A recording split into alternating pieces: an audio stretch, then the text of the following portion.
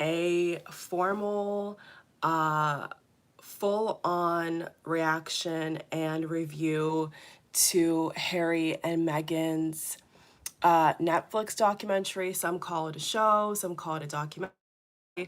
So this was really, really hard to watch. And I just want to say, first and foremost, thank you all for the amazing support, like usual. I'm very grateful. I'm very, very grateful for all of you support. It's been a really, really long year. There's so much going on in the world. And so before we get into my thoughts, I made notes. Just so you all know, I made full-on notes for every episode as promised. Hopefully, I'm not gonna have to elaborate too much on every single note because then this would be a 4-hour video. Gonna be a little bit of a long intro here, so let me just tell you all this. I'm not gonna be doing two different videos. This, you know, watching all of that was, for lack of a better term, interesting. So truthfully, I'm just so sick of all the drama that I'm just gonna put everything in this video. So originally I asked you all if you wanted me to do each episode reviewed, reaction, or 2 videos, 1 through 3, and then 4 through 6. What I ended up doing is watching all 6 episodes in 2 days. So you know, once I got done with one, I just wanted to kind of finish. I just really didn't want to take too much time of my holiday. I'm recording this live at the end of 2022, which I think is good to leave, all of this Netflix stuff in 2022. If there's more drama that they all, bring up in 2023, so be it. But, you know, it's a new year. We're very close to New Year. Thank God to all of us, we survived. And yeah, I just wanted to know that there's a lot of, serious things going on in the world, recession, inflation, tragedies, deaths that are way more important than Harry and Meghan, are way more important than celebrities and royals and all this. So I don't want you all to think that I don't know, but there's, for people that are kind of on the fence with liking Harry and Meghan or not, I don't want you all to think that I don't, at least for me, that I don't see that there's other, important things going on in the world that we're all going through in some way or another. And that's very important to know. That's why I'm making this in one video, not a whole bunch, because they don't really need to have a plethora of videos about something that is quite juvenile. Okay, so I have all my notes here as I was watching it on Netflix. Of course, every single episode that I finished watching, the entire time I was making notes. And so, how do I even start this video, you all? How do I even start? Like, to those who have not watched, there is going to be some spoilers, okay? So if you haven't watched it yet, if you watch this video, you are going to get spoilers because I have detail written down.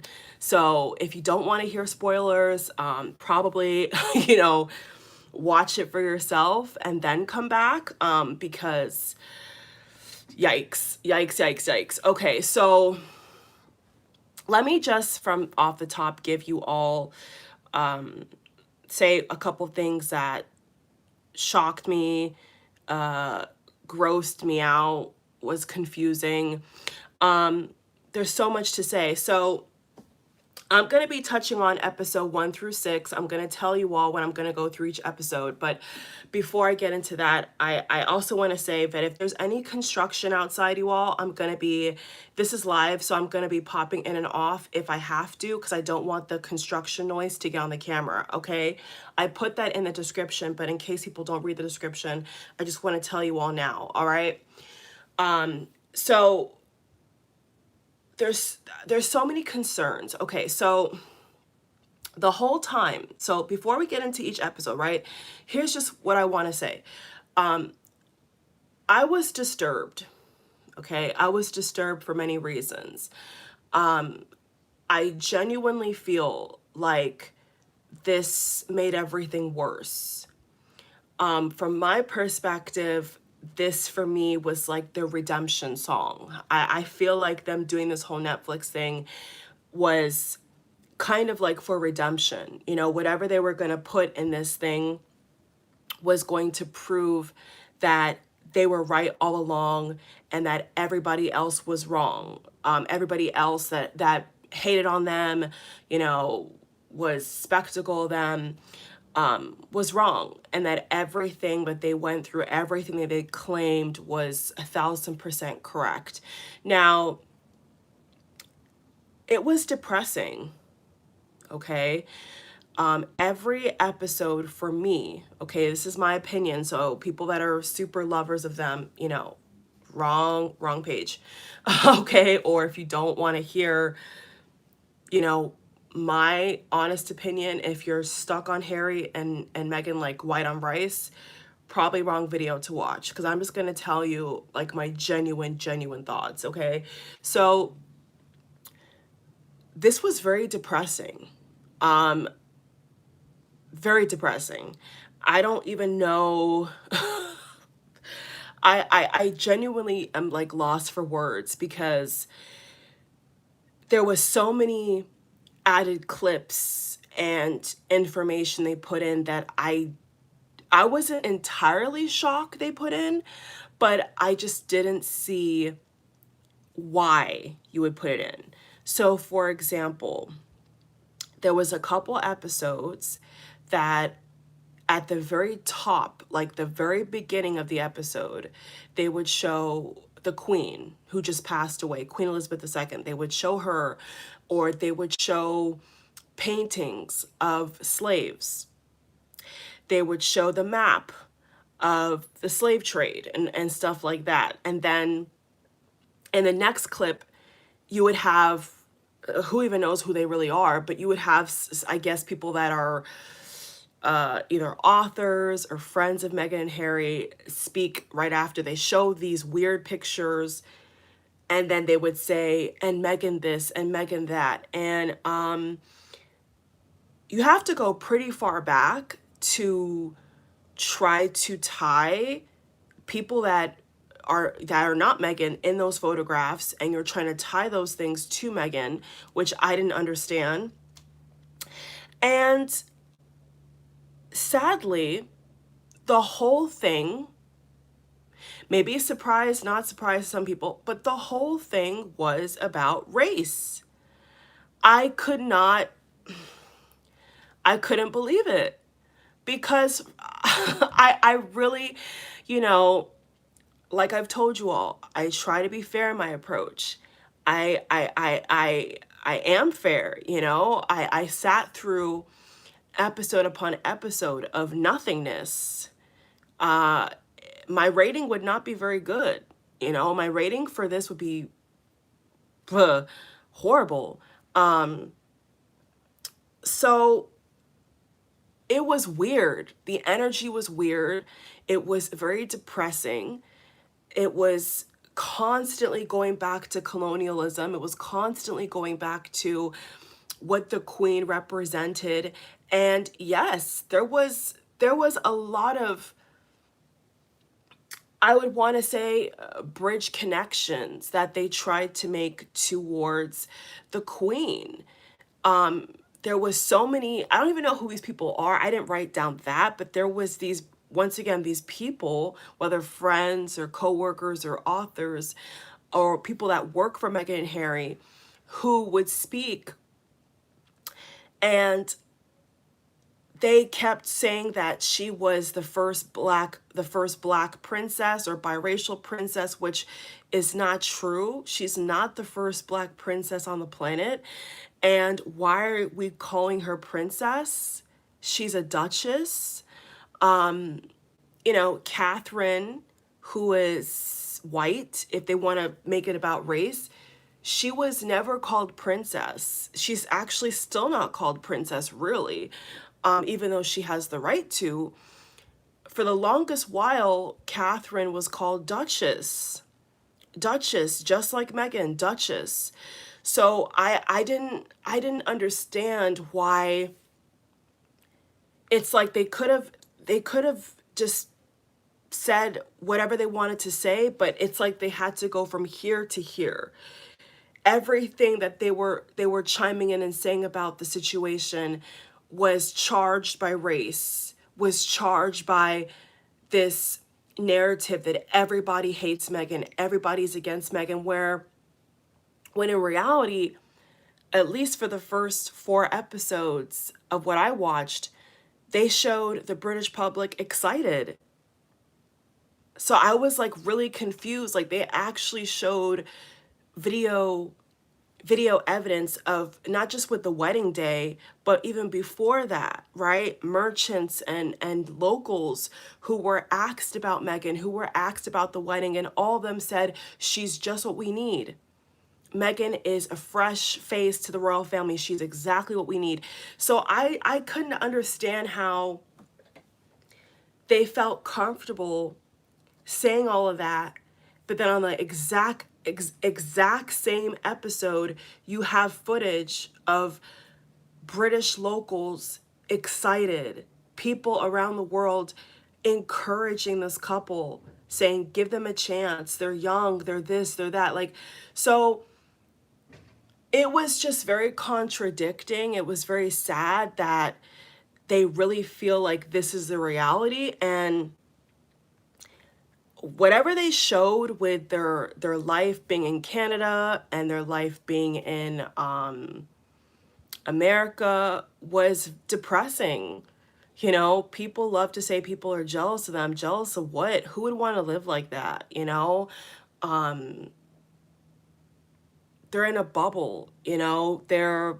It's just weird. Like the whole thing was weird. So let's go into the notes, right? So is there anything else I want to say about that? Yeah, so there was literally some episodes that I finished watching where I felt depressed.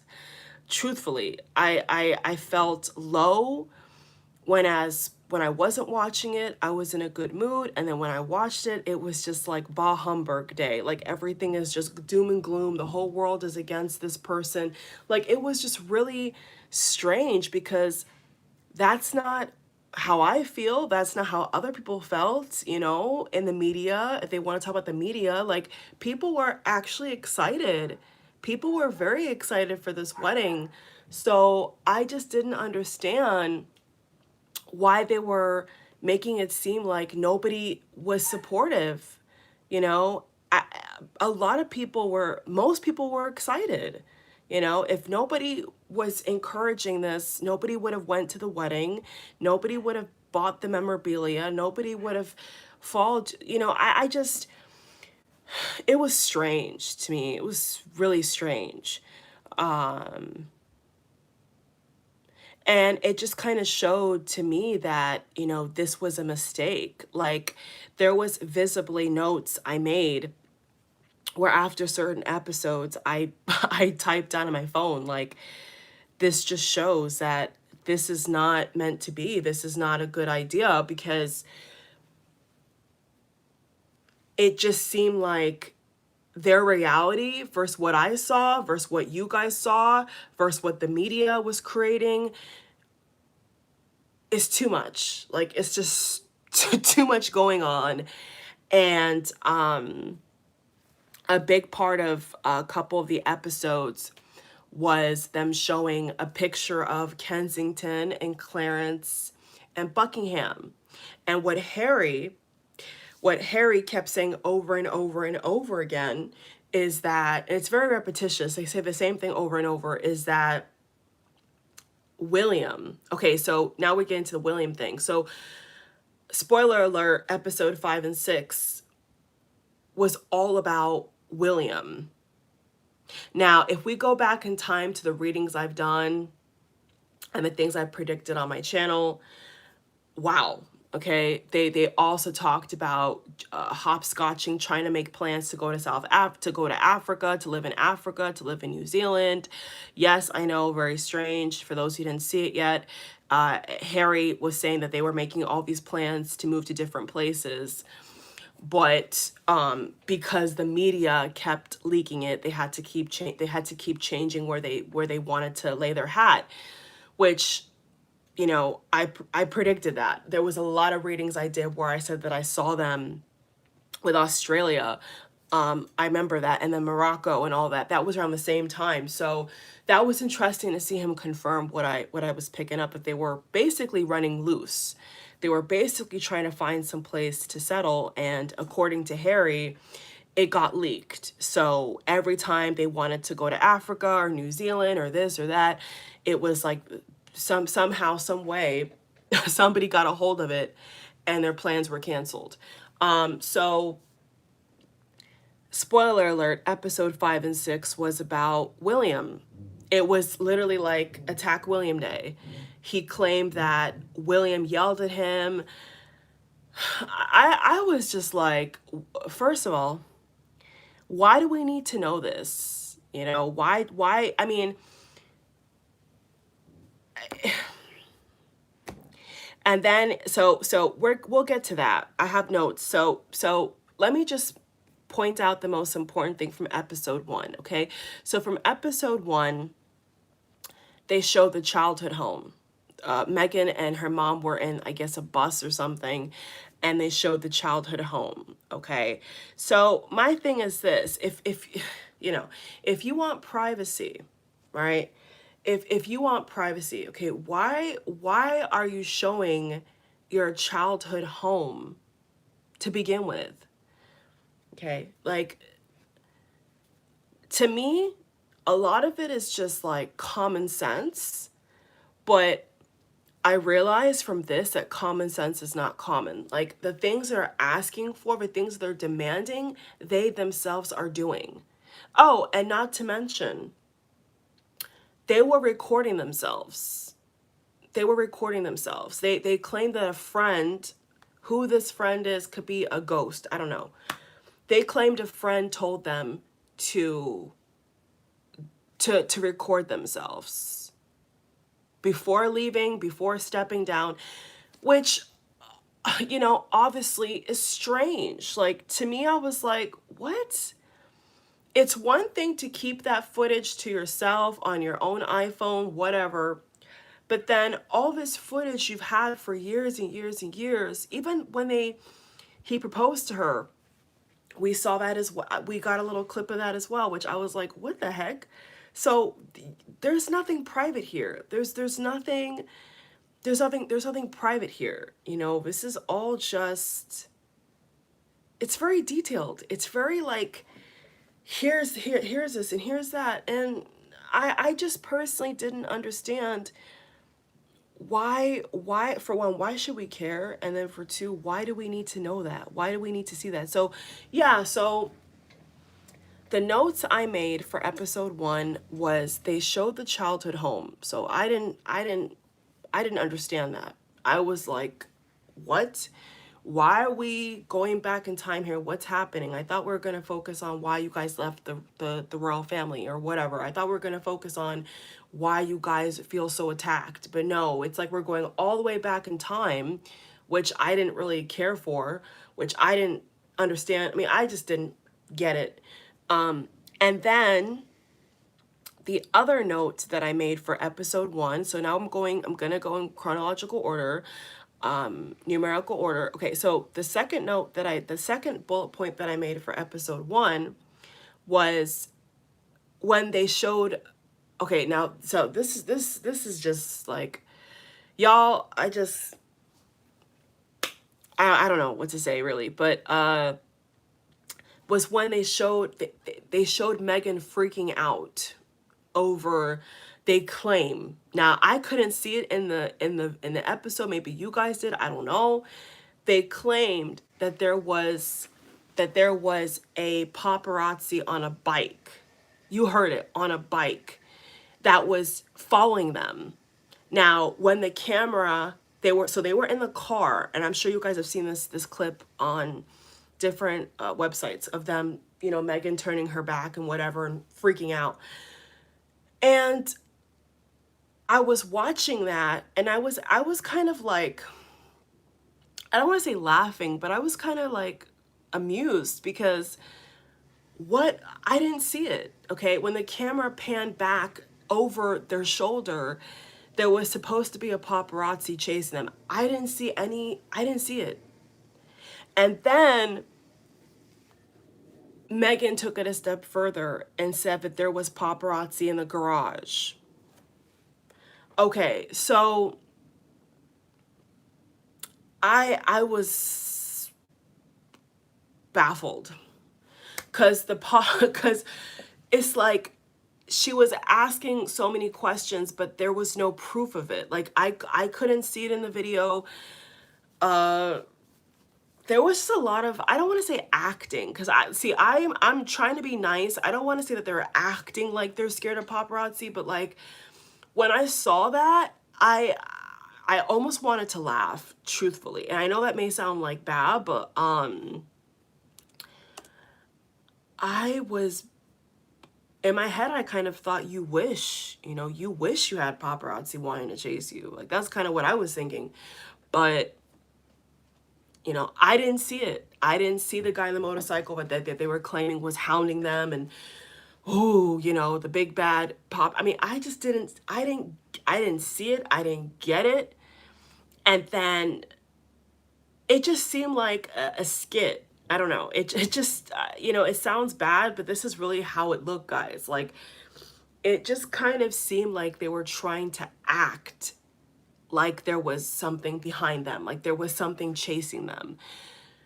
But there was nothing there. In fact, it was just regular traffic. I don't even think that anybody would have seen in their car. Truthfully, but hey, they claim there was a guy in a motorcycle, so I'll move on from that point, okay? Now, I didn't even know I had this many. Okay, so I actually have 3 points. I thought I only had 2, okay? The last point that I have for episode 1 is now they went to one of Meghan's schools.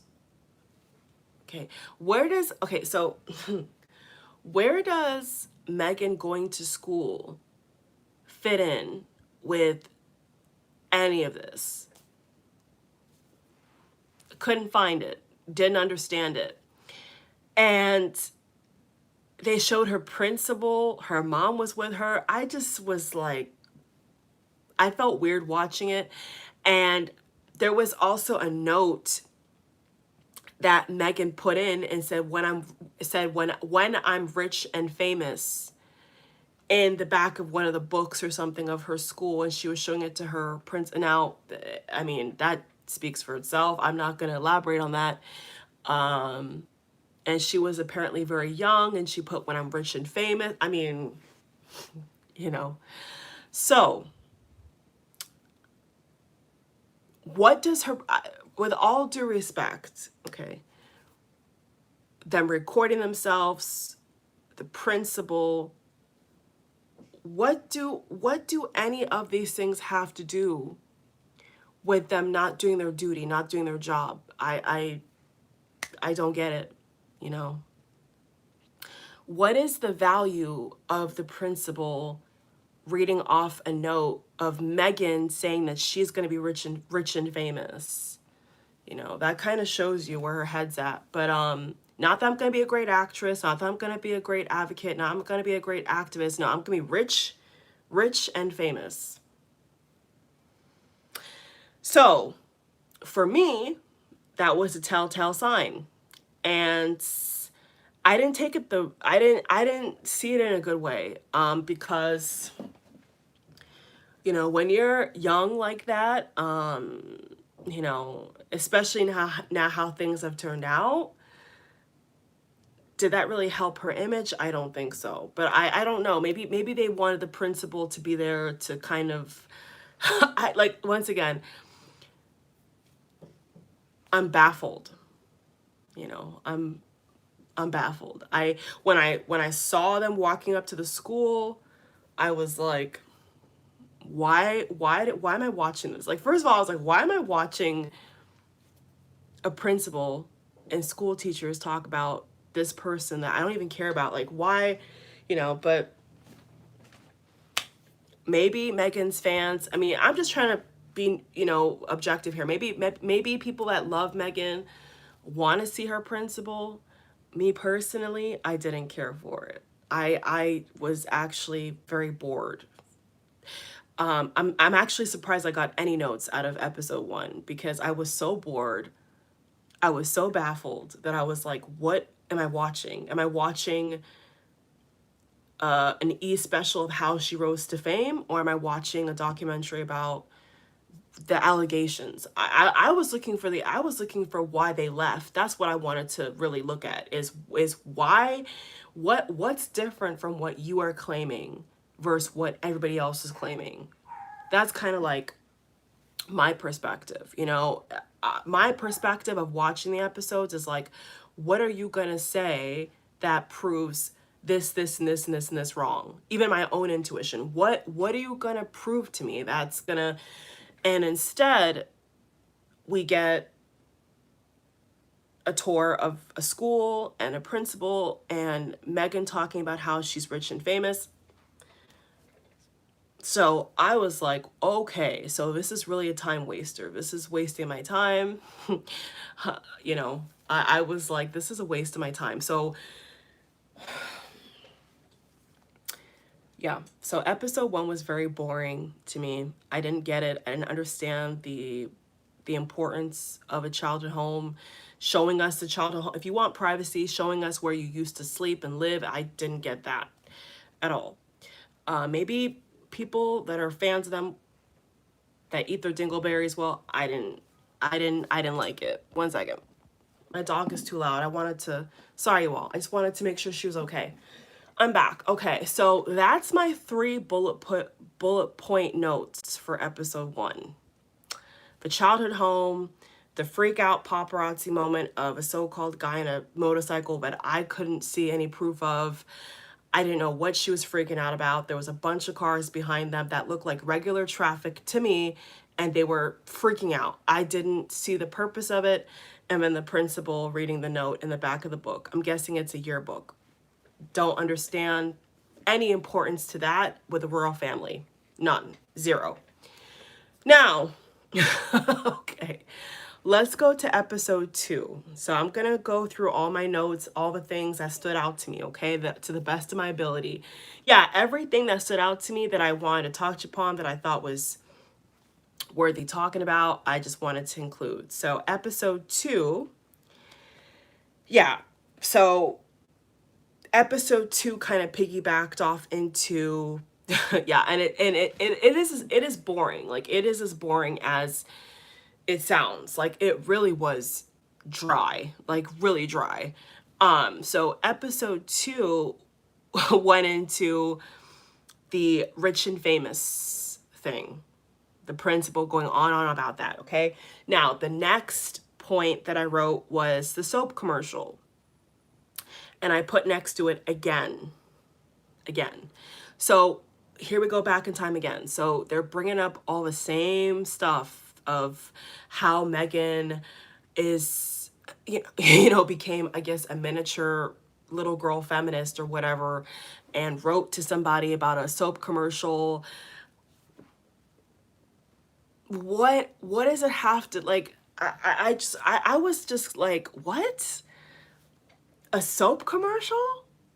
So that was my second bullet point. Okay, third bullet point, I put the difference with the race element. Harry said because of her race, she should be treated differently. Okay, so I know where this is leading to. Okay, so now we're in the point of episode 2 where Harry Harry said that he went to his father and went to different members of the communications team, things like that nature, and try to explain to them that because Meghan is biracial, black, yada, yada, yada, she should be treated differently. Okay, so, you know, once again, I was like, what? What?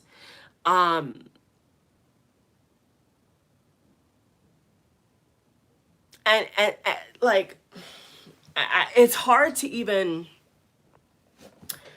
elaborate on that because, you know, who's to say what Harry said in detail? You know, I wasn't there, you all were not there, but he said that. He said that he said to them that it's different because she's because of her race, which I think is gross.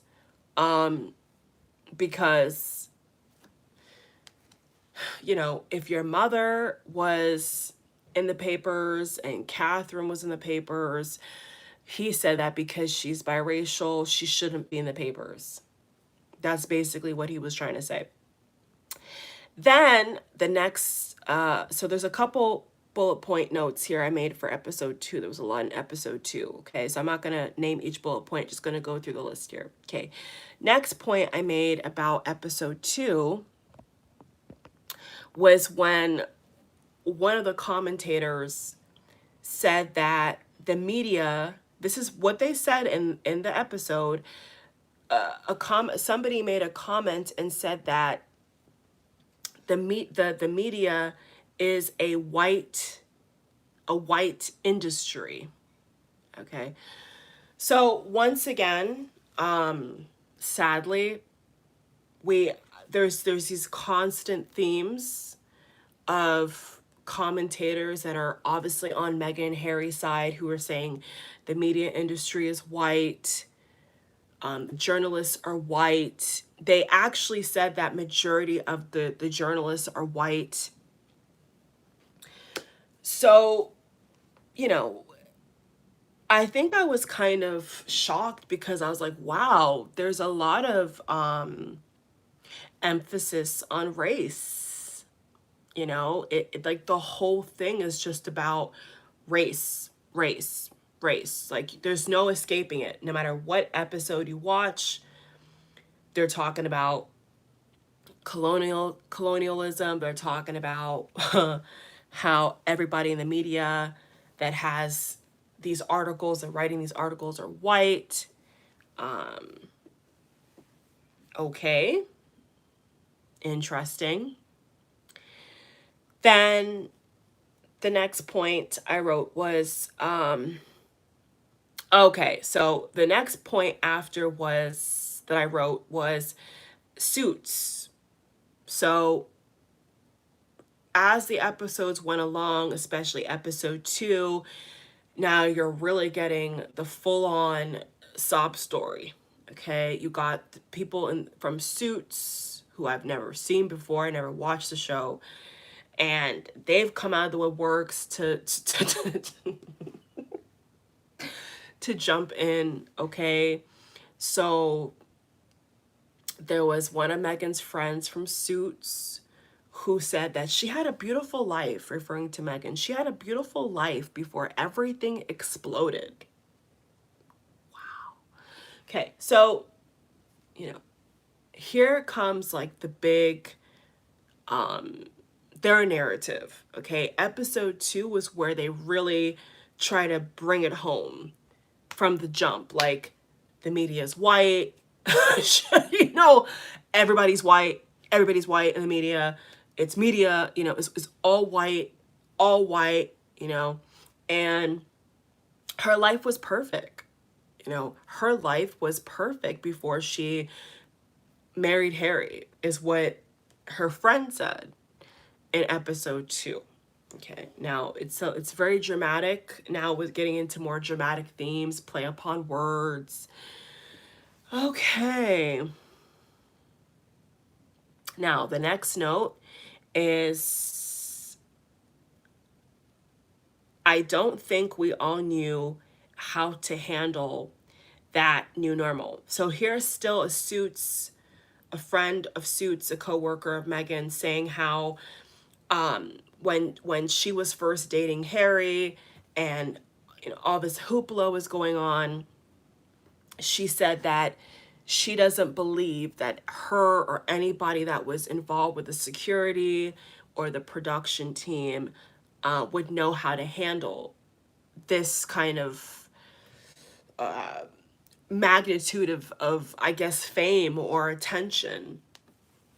So that's what she was saying. Then it went on to say, I made a note, they had to cope, they had to cage in the trailers. So the lady from Suits was explaining how they had to cage in the trailers, and that she was afraid. Then she went on to say that she almost started to cry. She said, oh, I was almost afraid that there was going to be somebody waiting in the trailer for Meghan. Okay, so trying to bring home the idea of she was attacked, before she even got married, she was attacked. Okay, so obviously with common sense, if this is a life that she was living before she got married, what what would you think would be the life after marriage? Just a thought. Okay, that's what they claim. They claim that they were locked in trailers, they couldn't go anywhere. I mean, what do you want us to say? What do you want the public to say? Like, if you're gonna date, let alone marry a prince, surely you can't expect there to be no media or no interest, let's say. Like, no public interest. I mean, would you want no public interest if you're dating a prince? I don't think so. So I was like, I just, okay, anyway. So then I also wrote, so the next point was, they were showing text messages of booking flights. So they're talking about the long distance relationship that Meghan had with Harry, booking all these flights, and they're showing, I guess, the actual text messages. And I was like, where's the privacy in that? I don't know. Why do we need to see that? I don't know. Okay, the next point I wrote was, when Harry said to Meghan, you know how to curtsy, right? After, after whatever they were doing, they were on their way to lunch with the Queen. This is all episode 2, by the way. Okay, so Meghan, so Meghan is claiming that the way that she met the Queen, for the first time, being Harry's girlfriend, publicly, was not as formal as we would like to think, is what she kind of made it sound like. Is like, we were in the car, he told me last minute, do you know how to curtsy? I mean, so that was baffling as well. Why on earth would you ask her that? She wasn't raised like, she wasn't raised, Harry, in your family. Okay, so that was a weird spot because, Harry was on the couch talking in the episode, Meghan was on the couch talking. So I was kind of like, would she not be upset? Like, would she not see that as, would that not kind of alert her? I mean, so before that part in the episode, we got a taste of them being in Canada, and the Suits people explaining the security risk in Canada. Okay, so now we're going back to England, London, and in the episode they're talking about how Meghan met the Queen. So my thing is like, all the signs were there. You know what I'm saying? Like, if you talk about red flag and this, that, like the signs were there. I mean, I'm not going to put myself in her shoes and say what I would or would have not said or done, because I'm not her. Don't want to be her. Definitely don't want to be. I mean, after watching this, I was like depressed. I felt like depressed. Like, this was very depressive. But yeah, very depressing. And So what does Harry have to say about that? You know, like, this is your girlfriend, and you're asking her if she knows how to curtsy on the way to meeting the queen. So I was just like, what on earth? Like, this is just a hot mess. Okay, so then we go back to them showing the co-stars of Suits, and they're claiming that they never saw Meghan as an actress or you know, a star like that. They claim they saw her as an activist and a producer, which I thought was weird a little bit. Like, I don't know why they felt they need to say that, but they said that they felt that she was never an actress. She was more of a producer and activist than a actress. Okay, whatever that is worth, that's what they said. Then in the same episode, episode 2, they showed this is all in the same order with the episode if you guys watch it back. They said that so they were showing now the Tig. So we're going all the way back. So we're going way back in time now. They're talking about Meghan having the Tig.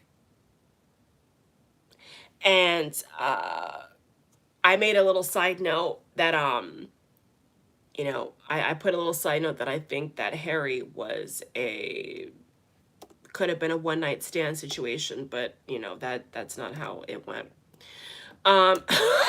Because they were talking about how good her life was before Harry, which you know, that was a bit strange to me.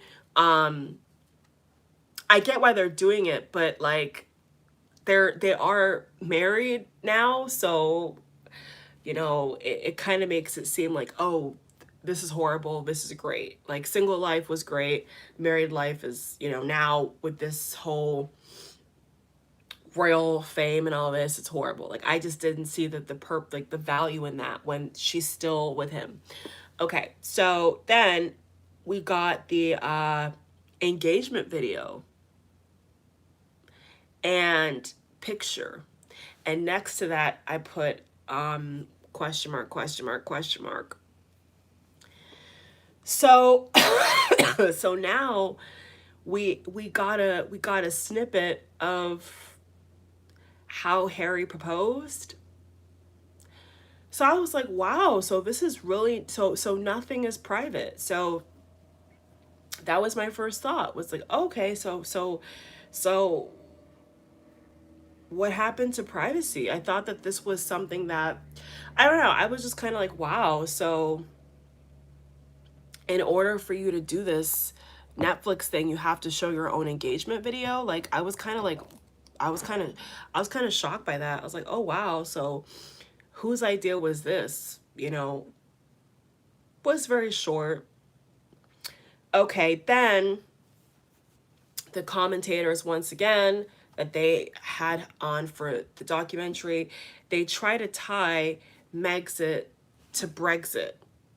Okay, they tried to tie Megxit and Brexit, and they actually took it a step further, and the commentators were saying that Brexit sparked a lot of racism. So here we go back again.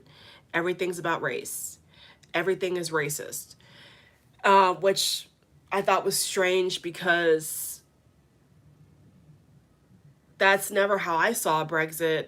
You know, that's not even close, but okay. Okay. And then I put summary. 2 rich people complaining about paparazzi. After I watched episode 2, what I put in my notes was 2 rich people complaining about paparazzi. That's all I got from that whole episode. All right. Strange. Now, we're on to episode 3. Gonna try to go through these kind of quick here if we can. There's a lot to talk about. I will say that episode 5 and 6, I think, was the most 4, 5, and 6 really was the most was just like a head spin for me. I was like, what the hell is going on? Okay, so now we're on episode 3. Okay, so as they open episode 3, we get once again the imagery of slavery. Okay. And it, there's so many layers to that, but I'm going to try to make this short and sweet because, okay. So, and I put next to it disgusting. Okay. So they were once again showing imagery of slavery. Why? I don't know. I didn't get it. And, okay.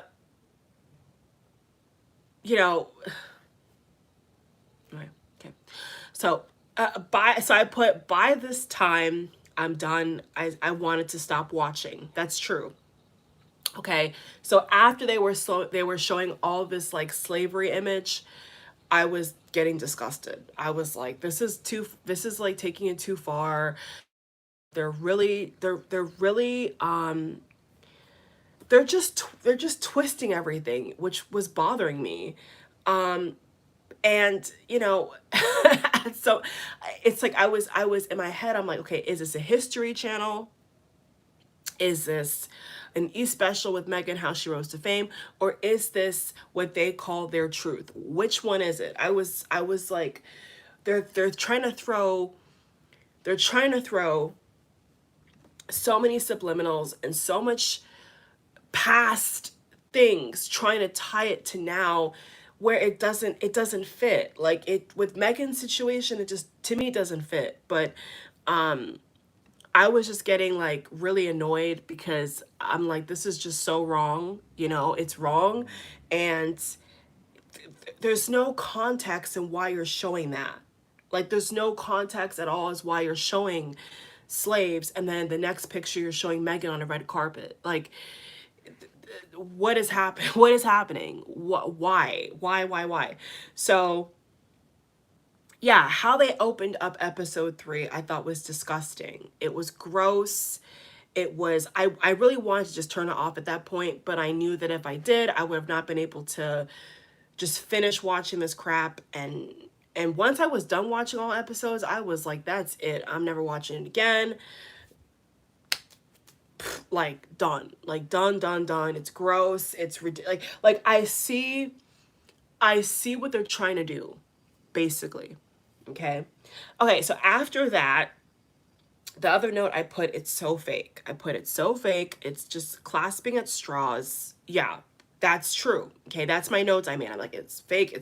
Yeah, it definitely, for me, I definitely felt like they were clasping at straws because they were bringing up things that had nothing to do with Meghan whatsoever, and I just felt like it just didn't have its place in what they were talking about at all. I just didn't see why they would show that, and in the next moment they're showing Meghan in diamonds and Meghan, with crowd. The whole thing just kind of made me feel like off-putted. Like, it just wasn't a good vibe. It wasn't a good vibe at all. Okay. So then the next point that I made was, let me get some water because we have a long way to go. I'm gonna do it all in this video. One and done. Okay, forever. That's it. So then the next point I made was, in the very next clip of showing slavery, they were showing a crowd of people loving them. So I put next in my notes, so what's their point? What is your point? The British public loved you. People around the world loved you. So what's your point? What's the point you're trying to make? Well, there is no point. Okay.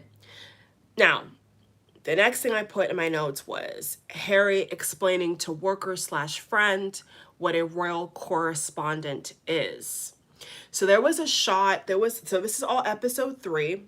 Okay. There was a shot in the episode where Harry was on a couch And there was somebody, I guess, who worked for them, or either it could be a friend, don't really care, don't really know, that was asking them about how the communication houses and stuff like that works with the royal family. And Harry was there for some reason explaining what a royal correspondent is. Okay, which was weird because he's a prince and he's like talking like he's not a prince. Okay. So that was a bit weird to me. And then they showed a family tree. So now it's getting even more confusing. Okay, now we're going into where my head is now officially spinning. Okay, after watching episode 1, 2, now 3, this is a point where my head is officially spinning. I don't want to watch it anymore. I'm disgusted. I'm confused. I'm like, what you're showing conflicting images. You know, you're what you're saying versus what you're showing is not matching up. Like, how can you show people loving you, hugging you, and then in the next clip you're showing slavery? I was like, whoa, this is just getting a little too much here.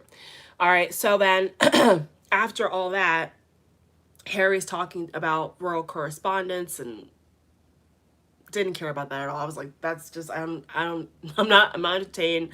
I'm bored. I was so bored like the whole time watching it. now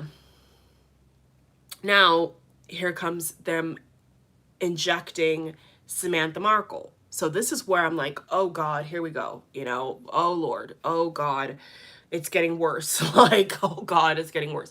So they showed a family tree of Samantha's daughter, which, once again, what is the significance of anything to do with Samantha or Samantha's daughter with Meghan and Harry and how they were treated or why they left?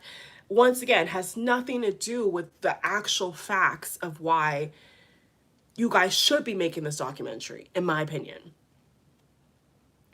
So I just didn't understand. Like, I was like, okay, who and what and why? Okay, then they were saying how Meghan was saying how Sandringham was amazing. Okay, then here we go. Now they injected in the Kent lady, okay, with the brooch, the black brooch. Same thing regurgitated again and again and again. And saying how, yeah, and then I put next to it, once again, feeling like they should have never got married. After the brooch was, now this is all the same episode, episode 3. After the brooch was shown, now we have the Nazi uniform.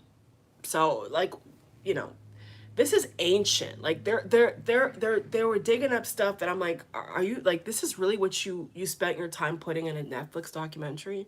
Like, so they showed Harry in a Nazi uniform, which was like weird to me again. I'm like, what the hell is what's going on? Like, why are we going back in time here? Why is Harry talking about him wearing a Nazi uniform? Like, this is just getting so weird, like on so many levels. And then Harry was talking about how that changed him. How how being busted for wearing a Nazi uniform changed him. And as I was sitting there watching it with my family and friends, and I was getting everybody's, I was just like, okay, this is weird. Like, this is like their energy, like, okay, me reading their energy with cards versus what seeing the wedding, like, for me at that moment, I was like, wow, these people are really, really weird. Like, that was the moment that I was like, wow, like, their energy is even weirder than what I was reading or what I was seeing. Like, they just have weird energy to me. I don't like it. So then Harry went on to describe how he went to war twice and that he still has scars. Yeah, we know. Okay.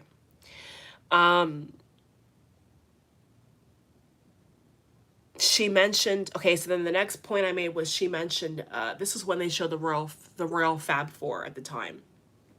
Episode 3 had so many twists and turns. I was like, it was a little exhausting to watch. Okay, so then basically they showed the Royal Fab Four, and Meghan was Meghan, the correspondent people, that the commentators that were speaking about Meghan and Harry with the Royal Fab Four, Meghan was talking about how she mentioned the Me Too movement, right? And then she was saying how she didn't know that royals are not supposed to be politically affiliated. Okay, so, this is all the past. Like, this is all things we already seen in the media. Like, we all remember that. Okay, I didn't see a problem with her saying that, but apparently she was saying that and then what was so cheeky is after they showed Meghan talking about that on stage, they showed a clip of how Camilla and, I guess, Catherine, I'm guessing, were in support of, things similar, to women's rights and all that. And then they were saying how they never made a official statement, but how Meghan made a statement. Okay, so, if you look at it, in every episode, they're building a case. If you step back and you look at it, like, every single episode, they're trying to create a case against key members in the royal family, at the royal family, on shows, off. Like, there's just a whole swarm of bees of people that they are different from or don't agree with, or it just seems like there's always somebody that they're trying to say we're better at. Like, we're better at, Meghan. And that whole clip, it was like they were saying, well, Meghan spoke out. She didn't know she wasn't supposed to be politically affiliated, but Meghan spoke out. And Camilla, and I guess I'm guessing it was Kate. I didn't write down who the other person was, but they did show Camilla, I know for a fact, and they were like, oh, she never said nothing, but Meghan did. What the hell? So I was like, wow, the audacity of that. That's brave. Okay, and then oh God, this was so now we're at the towards the ending of episode 3. Okay, now in my notes I can see this is like going towards the end of 3, going into 4. Okay, and now after all that Me Too movement stuff that they were talking about with Meghan being this, I was like, oh God, this is just ridiculous. Then they went into saying how, then they showed Meghan talking about how there was no class. This is a point in the episode where Meghan is saying that there was no class, there was nobody telling me anything, there was nothing happening, and how am I supposed to know? And I was just like, oh goodness, like, this is just really a nightmare. Like, as I'm watching it and I'm just hearing the different sides, and I'm thinking, and sadly, the way they propped it up and positioned it, you have to go back in time, because who the heck will remember that? Like, who would remember every word that she said when she was on stage, when they were the Fab Four? Who would remember that? You'd have to go back in time and look at, what I'm saying? So, like, a lot of the stuff was like, you would have to remember details. I mean, luckily I do, but I'm thinking, like, most people I don't think would care to go back and research, would want to go back and research. Okay, so what did Meghan say on stage? Personally, I didn't give a shit. I didn't even care enough. But when they brought it up in episode 3, I'm like, okay, so now I have to go back and see? Like, this is ridiculous. So, yeah, the ending of episode 3 was Meghan saying how there was no class. And so I'm sitting there watching it like, okay, so,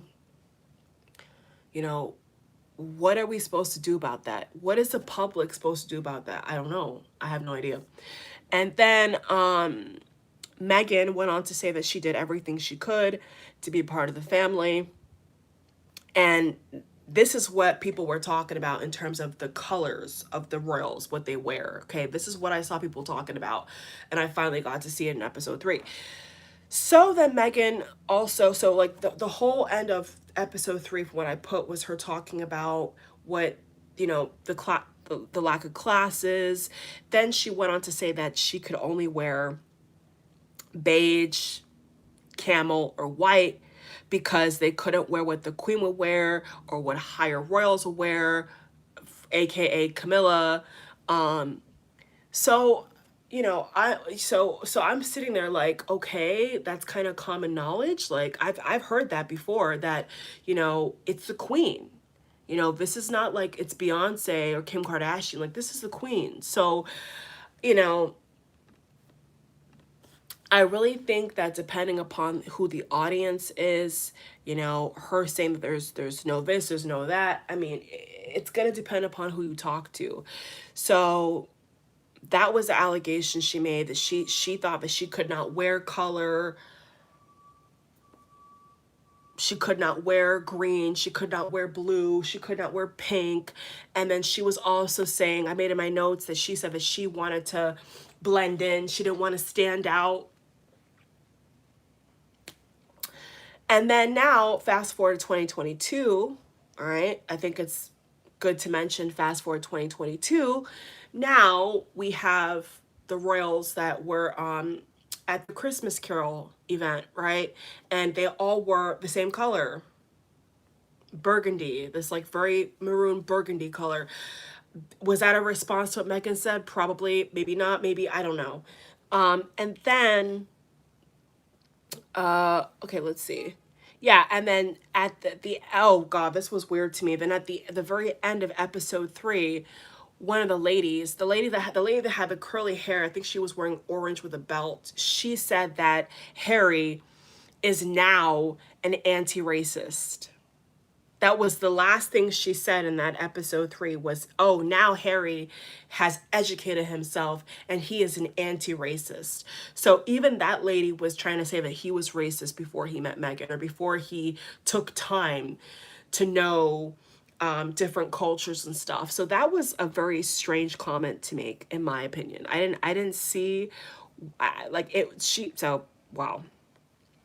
So that lady, whoever that lady was, she called Harry an anti-racist. So as you can see, once again, the common theme is race. Everything is about Meghan couldn't do this, Meghan couldn't do that, and everybody else could. The queen could, Camilla could, but no, like Meghan, she could not wear this, she could not wear that. But my thing is, this is like, there is a hierarchy, right? Like there is. In every royal family, there is a hierarchy system. So whether it's to do with clothes or not is neither here nor there. You cannot wear what the queen wears. If that's the rule, then I get it. Because, for pictures and stuff like that, well, the queen is gone now. But if that is the case, that would make sense to me. Why would you want to wear what the queen is wearing? Why would you want to? What is a desire in that?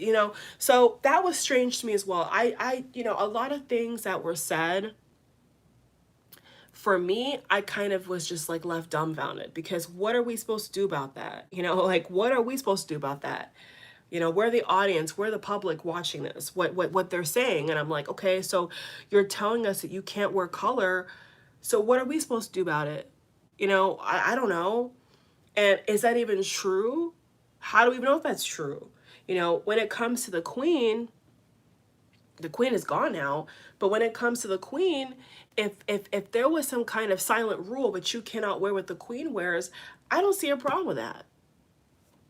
I don't, because then the colors are going to clash, and it's kind of like a sign of disrespect a little bit. Like, if you want to keep wearing what the queen wears, then it's a bit weird, in my opinion. But I mean, besides that, in rebuttal to what she said, like I just said, the royal family came out for Christmas, the Christmas event, and they all were wearing the same thing. So I don't know. It's like, sadly, it's like everything they say, with careful investigation, I feel like could be kind of like rebutted, sadly. So I don't know. That whole thing about she can't wear color was, I didn't know what to think of that. Because to me, whatever you wear, I mean, you're royal. So whatever you wear, I feel like should be dignified and classy. You shouldn't try to be like other royals anyway.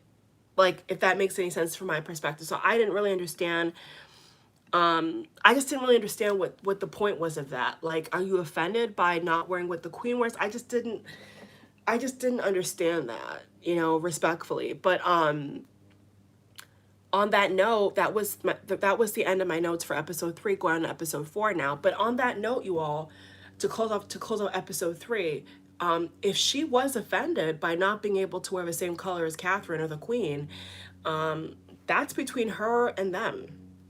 I don't know what to say about that. I don't. I've never heard of that before. I don't know why.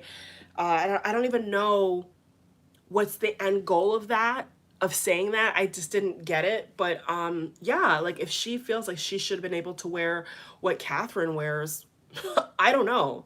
What do you all think? You know, what's the solution to that? I have no idea. I have no idea, because like they're royals. They're not just like celebrities. They're not like a celebrity family, you know. They are royals. So sadly, if there is some kind of thing where like you can't wear the same color, and to her it's a big deal, but then to protocol it's not, once again you have a clash of worlds. You know, you have a lady who, like the documentary said, you know, is all these things that, you know, they would never expect a royal to be, and now she's it. And it's like, what do you do with her? You know, and that, I think that point was fair. Is like, what do you do with her? You know, it's hard because she is her own woman. You know, Meghan has always been her own woman, for sure. Yeah. So that whole thing about she couldn't wear color, I just didn't get that, because she's worn blue before. I've seen her wear blue before. I've seen her wear even red. So I don't know. And then even how, spoiler alert, even how they ended the documentary, there was something about that towards the very end, Meghan was saying how when she left she wore color, like when she wore the blue Victoria Beckham sleek dress with her ponytail, when they were had their last final engagements before they were going to go to America. She said, oh, now I can wear color. She's like, oh, only then I could wear white. And that's how they end it. Like that's one of the talking points that they end the whole thing on, when they're showing them writing in the book, when they're showing them taking pictures with the kids or whatever. There was different pictures of different events they were at before they left. And that's what Meghan said. Meghan was saying that, oh, now I can wear color. So I was like, okay, this is weird, you know? So I don't know. Like I said, a lot of things that she claims, I feel like would have to be followed up, period, because I cannot take what anybody says as just fact. Like, I don't know. We don't know what event she's even talking about. What if this was a certain event, like a gala or something, and they're like, okay, you can't meet. I don't know. I just kind of find it hard to believe somebody would go to her and say you can't wear color, because I've seen her wear color before. But if that's the case, it's a big deal to her. It's a big deal to her. That's all I can say about that. I personally was kind of just like, that's weird. Just like just in general, I just thought it was weird. But like, if that's what they do, that's what they do. I don't know. I have no idea. Okay. So now we go on to episode 4. Okay. So three more left. So we're just at the even mark now. Good. So yeah. So now we're on episode 4, 5, and 6. Okay. So now we're done with episode 1 through 3, and happily, finally. And now I'm going to speak upon episode 4, 5, and 6 of my notes, the key things I saw in each episode, and what stood out to me. Okay. So now we have episode 4. Now, the first thing I put in my notes for episode 4 is, this episode really bores me. That was my first note. As I was watching it, I just put in my notes, this is really boring. Yeah. So there was a lot of times I found myself very bored, scratching, just like, trying to find some energy to watch it. I was very, very bored. Very bored. Okay, so then the next point that I put down is, this is when they try to say that they were outshining Kate and William. Parentheses, Snorefest. Okay, so this is the episode, okay? Episode 4, to start off, is when they started talking about the comparison. Oh God. At that point, I was like checked out. I was like, oh God, here we go. Um, so I guess this is the episode where they were trying to compare William, Catherine, Harry, Meghan. Real name Rachel, Meghan, right? And I put in parentheses Snorefest. So I was obviously very bored. I was like, this is boring. What's the point of this? You know, and yet I've still yet to hear anything juicy, right? Like, this is a tell-all documentary. Where's the juicy stuff? You know, I didn't get it, right? I was like, where is it? Where is it? Okay, the next point I put was, oh, this is when Harry was rude to the audience. Okay, I remember this part very clearly. This is when Harry looked in the camera and you could hear Meghan in the background laughing. This is when Harry said, if you can't see why they put a picture of Kate, then I can't help you. And then I said in response, we don't need anybody to help us see anything, Harry. Okay, so that they were talking about, and I've seen this before, they were talking about, you know, how Kate was with her bump and how Meghan was with her bump. And I'm like, okay, this is all nonsense. Like, with all due respect, all due respect, guys, I was so tired of this. I was like, are you serious? Like, this is all you guys are talking about? Nothing about in the palace, nothing about, like, just everything is about media, racism, racism, racism. Like, it was just like the same things over and over and over, and that's what made it so boring to me, because I'm like, okay, we already know this. Like, we already seen this play out in the media. We already seen this play out from them talking about it. So it's not anything new. It like that to me is something new. I've seen that 1,000 times. I've seen people try to say, oh, how come, you know, Meghan can't cradle her bump, but Catherine did? Okay, come on. Like, the way that Meghan did it was very traumatic than what Catherine did. I mean, I don't want to get into specifics, but like that's for people to judge. I'm not going to go into details, whatever. Okay. Then moving on, her mother came to sit down. Meghan's mom, Doria, which I was like, what the fuck? What is happening here? Okay, so her mother her mother now comes in and is just talking about Meghan being, oh yeah, Meghan wanting to take her own life. Okay, so we go from comparing William, Catherine, Harry, Meghan, to now we go into the middle section of the episode 4 of Doria talking about how it was really hard for her to see, it was really hard for her to hear, obviously, duh.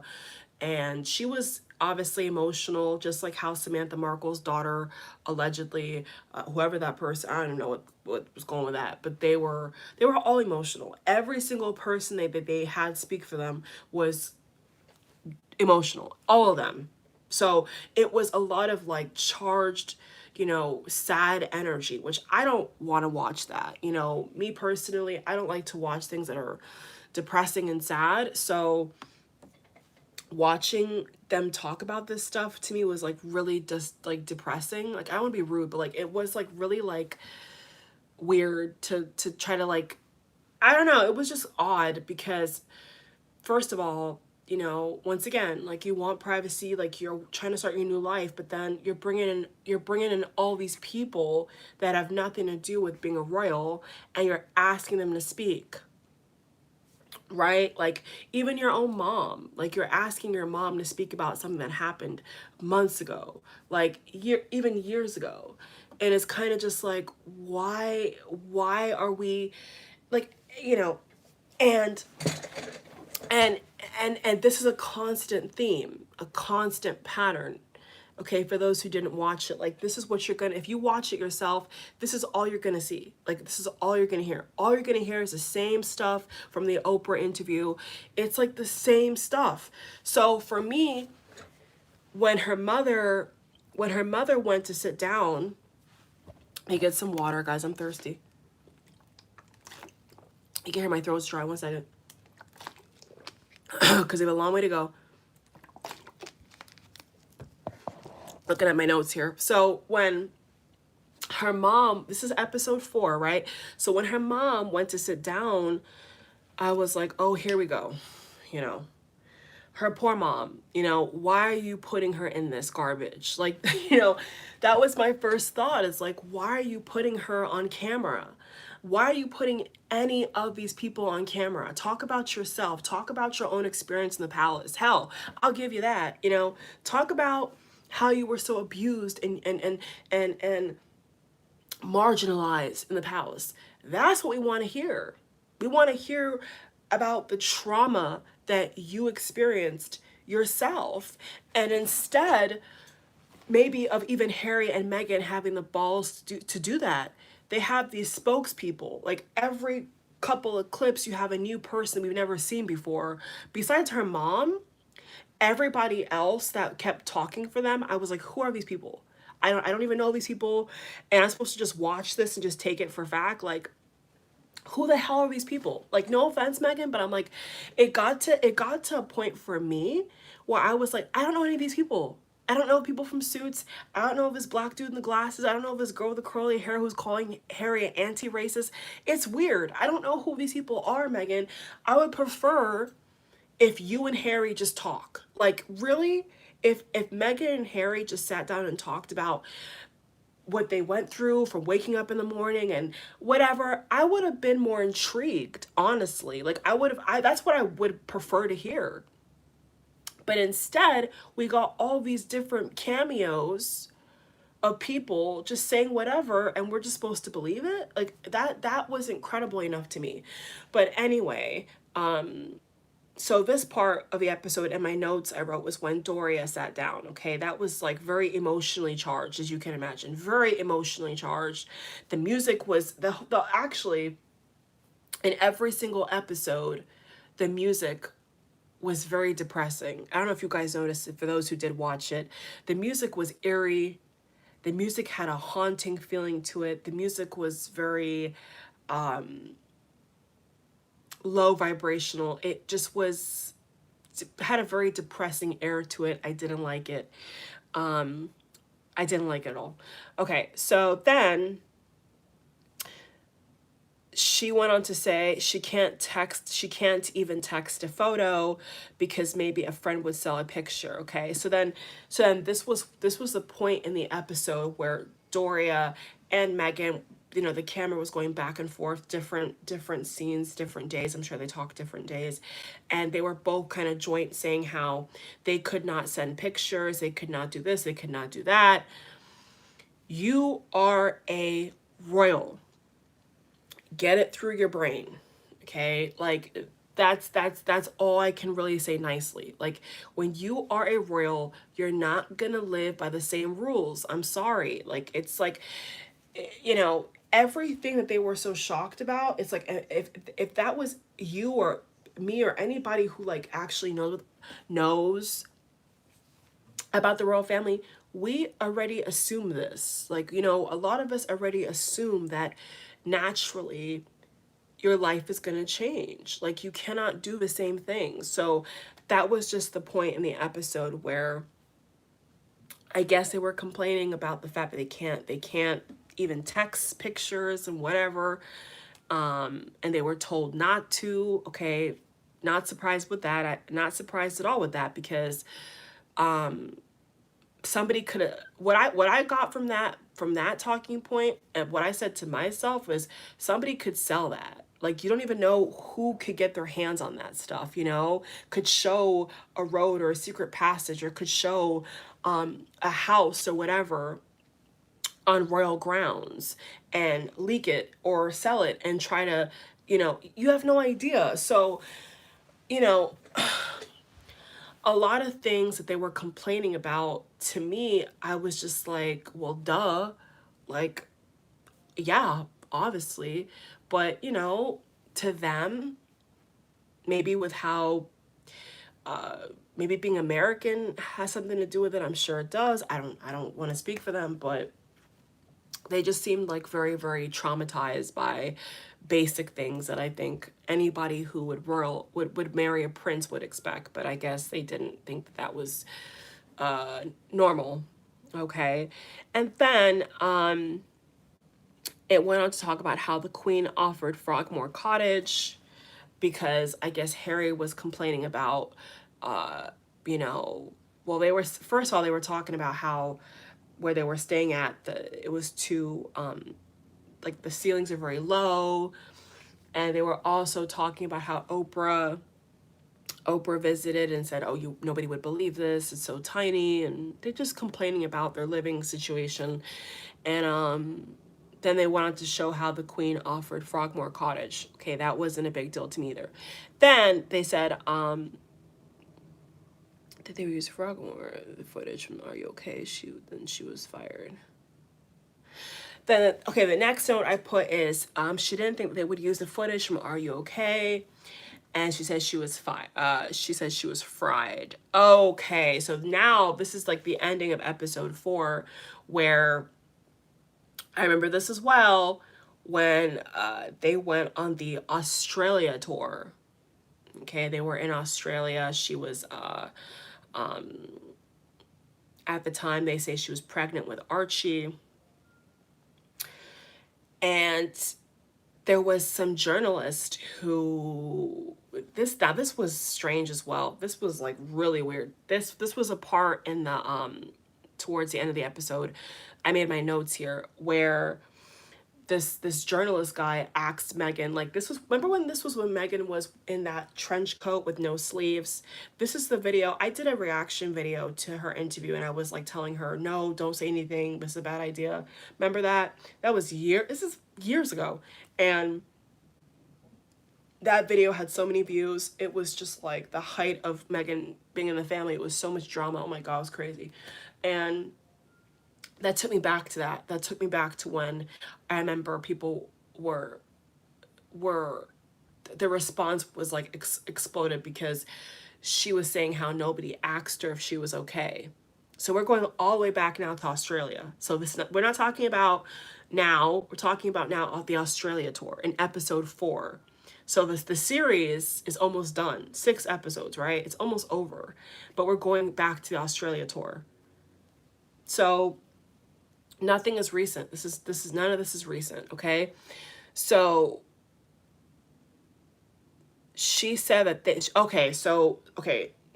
is kind of complex. So this is when Meghan was explaining that she did not think that they were going to use the footage of her saying that you know, the guy said to her, "Oh, is it fair to say that you're struggling or whatever?"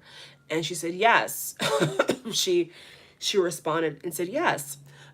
Now, I remember my response to that, and I said, it's a bad idea. Like, whatever this is worth, whatever's happening, it's a bad idea because, you know, obviously the royal family's going to see that. Obviously. Okay, so this is kind of when everything got kind of like villain-esque. This is when it got really like crime booky, and like all the episodes after episode 4 kind of turned into this like you versus me and bad guy versus good guy, and it just got kind of weird for me. And so Meghan was saying how my throat's dry. So Meghan was saying how she was fried. The term that she used was fried. She says she was knackered, she was exhausted, she had no idea, she didn't have any, you know, set up. She was just in the grass answering questions. And to her knowledge, what she is saying is that she did not think that they were going to use it in they had a royal sign off for, was it Africa or Australia? One of the two. Could have been Africa, actually. I don't know, Africa, Australia, and there was actually like more than one royal sign off. They said for these not documentary, but these videos of the royal tour. So she was explaining that she didn't think they would actually put it in there. Okay, so now this is when the energy is shifting. Okay, this is when, sorry guys, been talking a lot. So this is when the energy gets really weird, where it seems like Harry and Meghan are trying to say that they, you know, could have set them up or something like that. Not really sure. Okay, not really sure what they're trying to get at that point. 1 second, you all. Okay, I'm back. Guys, get my water. I will. Okay, so that was the end of episode 4. Let me just adjust myself. That was the end of episode 4. Okay, so I didn't know what to make of that. You know, she claimed that she didn't know, but they were going to use it, and so this was like the famous interview. You know, when she was in the grass, and the guy asked her, you know, about motherhood and being a royal, and I mean, it's an interview, you know, it's an interview, but I guess according to what Meghan said, she's, I mean, here's the thing. We don't know who's lying. We don't know who's telling the truth. We have no idea. But she claims that she didn't know. So once again, I'm left like dumbfounded. Like, how do you minimize a journalist that has a camera in your face? But once again,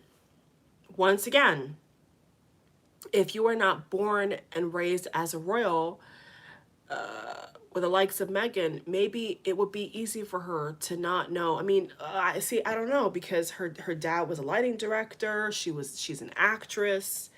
You know, she was an actor. So Meghan has done interviews on the red carpet, right? Like Meghan has done press tours. Meghan has. So I didn't know what to think of that, because I'm like, well, you know that there's cameras in your face, right? There's cameras in your face, and anything, truthfully, you all, anything and anything they could have used. Like if she was even, I shouldn't say this, if she was even peeing on the toilet, for God's sake, and if she came out of the bathroom and someone said, "How's the weather, Meghan?" They could have used that too. I mean, you know, depending upon what the footage is for, who's it sent to. Like in my mind, I'm like, anything and anything that any journalist or any station, you know, if somebody's in your face with a camera crew, they can use that, you know what I'm saying? So but according to Meghan, I think, I mean, if I'm gonna take what she said as fact in this case with this one story, I would say that if that was the case, she was, like she said she was exhausted. And maybe at that point she was walking around so much and shaking so many hands and cradling her bump and all this. Maybe it got to, wait, this must have been, hold on. She had a baby already, so this must have been the Africa. Yeah, this was definitely the Africa, because she already had the baby. Yeah, she said royal mother. Okay, so that must have been, let me see, that must have been in Africa. Let me just make sure, you all. So that must have been when they were in Africa, right? Because the guy said to her, "How is being a new mom?" The Australia tour was before that. Remember? So that must have been when they were in, I'm just gonna make sure. That was Africa. Yikes. Yeah, that was the Africa tour. Let me see.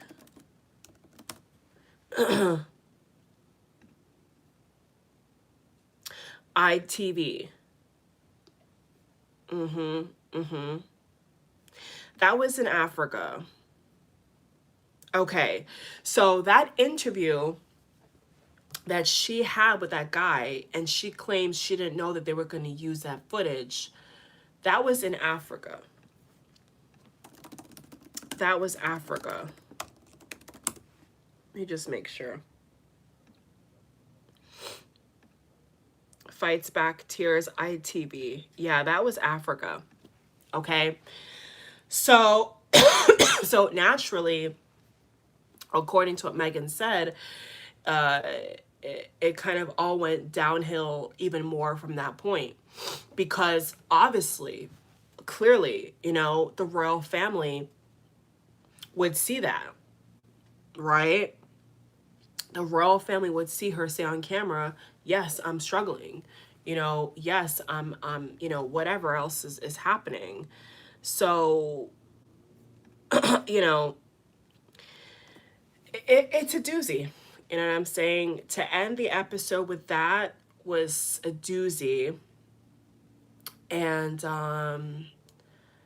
if, like I said, if in that situation that is what happened, it's kind of like I don't even know the word for it. It's just like, I don't know. I don't know what to say. It's because once again, they were filmed the whole time. You see what I'm saying? So what she is saying is that she didn't know. She, even if there was a camera crew, even if the guy was asking her questions, would you not? I mean, I would. I mean, being media trained versus not being media trained can produce a different result, right? And this would kind of piggyback off of what, episode 3, right? Where she said there was no classes. There was no classes. There was nobody teaching me anything. Okay. So it's strange because as a royal, fundamentally, you have to behave in a different way. If you don't behave in a certain way, people don't really take you seriously, right? So the whole thing's weird. I don't know what to say with that, because you would think that royals would, I mean, any celebrity, any royal, to some degree has to be media trained, or has to know where to look at the camera, how to conduct yourself. Like, that's kind of like common sense. So then when now Meghan comes out and says, well, I never got that, then you're kind of left to say, well, what the hell happened? How? That's impossible, right? Like, it's like, it makes no sense. So it just leaves a lot of it leaves a bad taste in your mouth for on all sides for me, because it's like, okay, well, who was this journalist, right? Where did he come from? What did she know or not know? But she did say that she was tired, that she was exhausted. So maybe she did know where he was, what channel he was from. But maybe in Meghan's mind, she just never thought nothing of it. I don't know. I don't want to speak for her, but she said that she didn't know that they were going to use the footage. And when that, excuse me, when that came out, the reaction from the world was like, no, what are you doing? I mean, my reaction was like, what are you doing? What are you doing? What's happening here? You know? And that's in protection of her, to be honest with you. When I said that in a way where I just didn't think that publicizing that you're struggling would be a good look for her, to be clear. So that was crazy. That was crazy. When she said that, I was like, oh my God. So somebody could have set you up. That was like the one time where I was like, oh, maybe she was set up. Maybe she was set up in that case, and maybe it wasn't malicious, or maybe it was malicious. We don't know. But what we do know, according to Meghan, is that she had no idea. She had no idea that this was going to be used and shown to the world. Who do you believe? What do you believe? I don't know. I have no idea, because here's what I'm thinking, right? If there's a camera crew and there's a microphone in your face, and somebody's asking you questions, can't you choose to decline? Like, shouldn't you know what station or channel this is from? Maybe you're so, see, here's the thing. Maybe she's so tired that it didn't cross her mind. I see, we didn't get the full detail. In the episode, they did not give us the full detail of if they introduced themselves to her, if they told her this was what was going to happen. There was a lot of missing pieces there, but the only pieces we got from their this episode from them is that we didn't know. We had no idea. Okay, so what to say about that? I have no idea, you all. According to them, it could have been seen as a setup. I'm sure if that's the way they're telling it, I'm pretty sure that in Meghan's mind, especially in Harry's mind, on the defense, they're telling it like we were set up. We did not know about this. It's a mess. It's a mess. Like, and then the thing is, who told her to answer? What do they tell her? See, we don't have that information. So, you know what? And actually, in a lot of what was said, we don't have the full information. That's true. Like, there's so many other questions that I would ask in regards to what she's saying. Is like, did he introduce himself? Did they prep her with questions? Like, there's so many, like, to that one story, there's a plethora of questions. So it's really hard to figure out, okay, well, what did she know? What did she know? But she's claiming she didn't know anything. Like, even if the camera's in your face, she's saying, I didn't know they were going to use it, and I was fried, I was tired, and so is it just bad timing? Is it just bad timing that, sadly, the guy was there, the journalist was there, she was there, they got the footage, they used the footage, they showed the world. I mean, from her perspective, from Meghan's perspective, I'm sure she thought it was a setup. I will say that. Now, in reality, whether it is or not, we have no idea. We don't even know who sent the guy. What questions? Why did he ask that question about her struggling with motherhood and royalty? Like, that was a weird, I mean, the whole thing is weird, So for me, that was just kind of like, wow, what? So you didn't know, like, that they're gonna use this? It's kind of just like, what's happening here? So I don't know. I don't know what to make of it, you all. If you did watch that, if you remember that part in the episode, share your thoughts. Okay, do you think that she knew that they were going to use that mini interview. Do you think that she regrets what she says and that's why she's saying that? I mean, what is the truth? We don't know. We don't know. So with that said, we're gonna move on to episode hold on. Episode 5. Okay. We have episode 5 and then we have episode 6, and that's all they've given us for season 1 of Harry and Meghan Netflix, the Netflix documentary. Okay, so let's go into the key points I wrote down for episode 5. They said leaking the letter was the true beginning of the unraveling. Okay, whoa, all right. So yeah, like I told you all. So 4, 5, and 6 was really the meat and potatoes, if you will, like the most meat and potatoes they could possibly give us for the reasons is why they left. I feel like episode 1, 2, and 3 don't care about.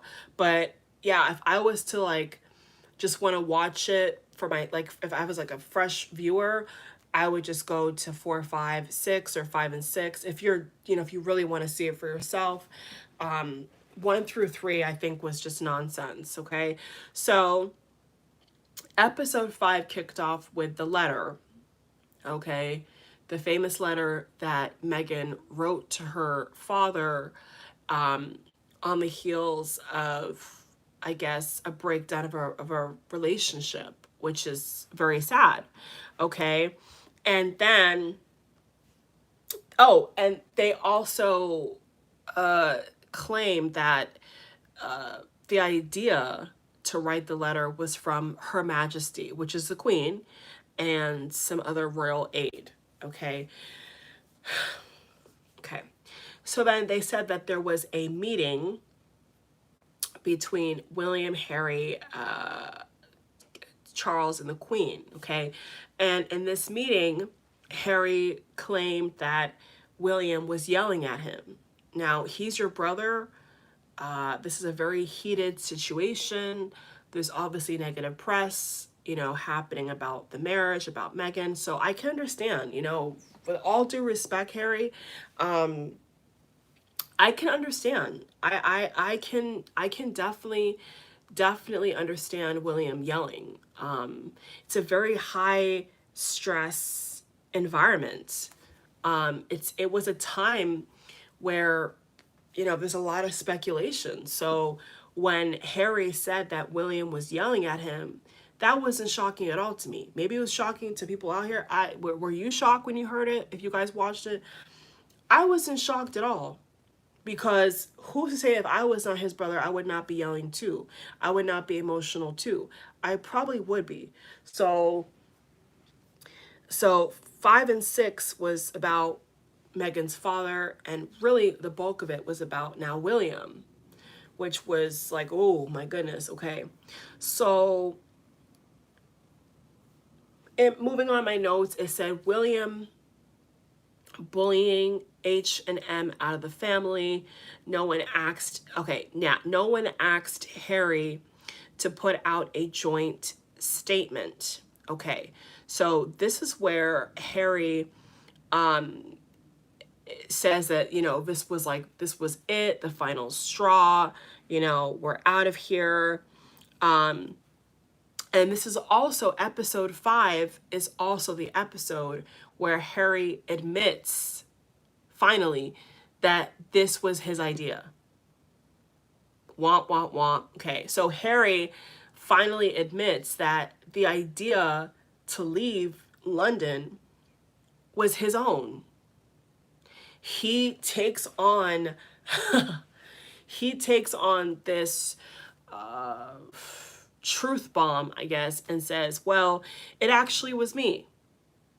I was the one who wanted us to get out of there, because no matter what I said to Charles, no matter what I said to William, they were not taking my side. What Harry was complaining about and saying is that no matter what I tried to explain to them, they were not taking my side. They were not listening to me. They were not believing me. And my wife was suffering. Harry goes on to say, my wife was suffering, and he says that he blames himself for handling Meghan's mental health situation as a royal and not as a husband. So that tells you a lot. With what Harry said right there, told me most of what I needed to know, which was that he felt that he was in a situation where it was either he, go with the royal family and follow their rules or break completely away. This was the episode, this was a turning point where Harry was basically trying to explain to us, the audience, that this is it. This is a time that I couldn't have my wife in this anymore, and I was tired of being yelled at. And so this is a point in the episode where he does admit that William was yelling. Now, he didn't say William was bullying, right? From Harry's own mouth, he never said that William bullied him. He said that William yelled at him, okay? They were having a meeting. Meghan was not there. Meghan, I guess, was still in Canada, from what I can remember in the episode. And that this was just between the Queen, Charles, and William, okay? Obviously the most, important royals at the time. I mean, they're very important, so this was a very serious meeting, right? And then he says he called Meghan and told, well, they refer to each other with H and M, and Harry says that he told Meghan that there was a statement put out without his approval, that he saw them say that, try to rebuttal that try to rebuttal that William was a bully. That the future king one day did not bully them out of the royal family. Okay, so that was the most substantial thing that I could get out of any episode, is that this happened, and according to Harry, they never asked him to co-sign this, saying, no, William never bullied us out. What are you talking about? Like, he said that this never happened. So once again, a pattern. Then both Meghan and Harry both saying, we never knew. We didn't know. Okay, this is what they're claiming, right? Okay. So in my notes I have, so Harry says, no one asked me, is what he says. He says, nobody asked me if I was okay with this joint statement. So you could take that either way. You could take that so many ways. You could take that as him saying that, yes, William did bully us out, but I, didn't tell the public that. Or you could take it as, how dare you put my name on a joint statement that I did not agree to. It could just be as simple as that, full stop. It wasn't clear, right? It wasn't made as clear as it could be if Harry agreed with that statement or not. And him not wanting to sign off with them saying that William didn't bully them could, I guess, to most people, could insinuate that he is saying that, yes, William bullied us out. It's a mystery. Harry was very clever with not detailing if he agreed that William was a bully or not. All he could say is that William yelled at him, but he wasn't specific in saying if William was the key factor and the key person who bullied them out. But then going into the episode and episode 6, there's more themes of William, I guess, to what they're saying, being like the head honcho, like being in charge and having a say. So it kind of makes me think that maybe Harry does see him like that. I don't want to put words in his mouth, but like the way that he was speaking was very clever. Like, oh, I'm not going to tell you if William was the bully or not, but I am going to say that I did not agree to a joint statement of him not being a bully. So they're they're all being clever, right? On all sides, they're all trying to be clever about who said what, who knew what and didn't know what. Like they're all using their wits. So Harry was not clear, right? So for the record, Harry, from when I saw in episode 5, he was not clear if William was a bully or not. All he said is that he's not going to agree that William is off the hook with being a key factor in why we left. That's what he was, in my opinion, humble opinion, trying to say. Okay. Now, going into the episode, I put here, yes, Harry said that it was his idea. So Harry finally, now once again, because he loves Meghan so much, we don't know if he's just trying to cover for her. We have no idea, but he does say that it was his idea. Once that statement was released that William did not bully and he was upset, he then therefore said to Meghan, we need to get out of here.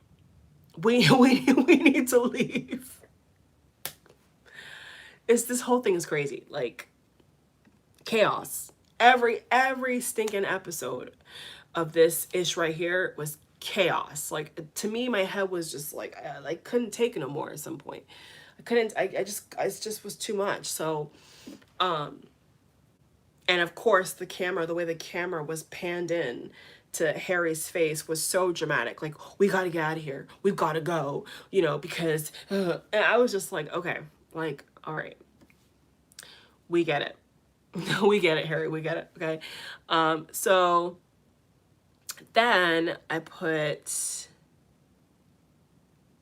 okay, so this is the famous shot of Meghan crying, right? There was a snapshot of Meghan crying on a couch that was circulating a lot, right? Leading up to the press of the trailers and all that. So there was a picture of Meghan crying and Harry in the back with his head back, looking kind of stressed out. Come to find out, watching the actual episode, this was a guided meditation. This was a meditation session. This wasn't like some breaking news. Oh my God, here we go again. No, this was actually like a instructor doing a meditation session with them. And the meditation session triggered something in Meghan and she was crying. And they used that clip of a meditation session and made us think that it was something else.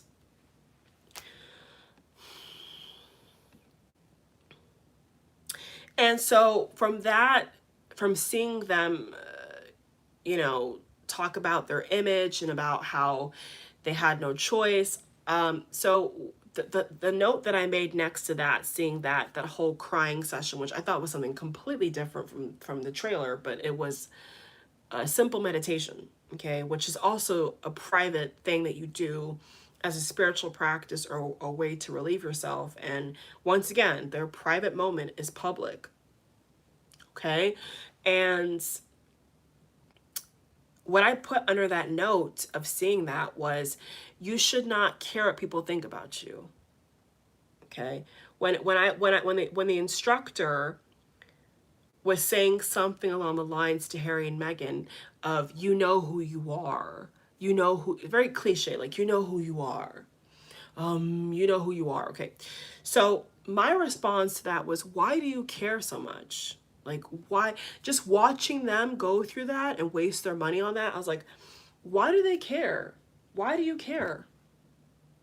Harry and Meghan, just stop caring. Just stop caring what people so-called think about you, or stop trying to act like you care what people think about you. Like, either way, just drop it. Like, just stop lingering on that negative energy. So that was my reaction to seeing that famous crying scene of her wiping her tears, which, so my reaction to that was, why do you care?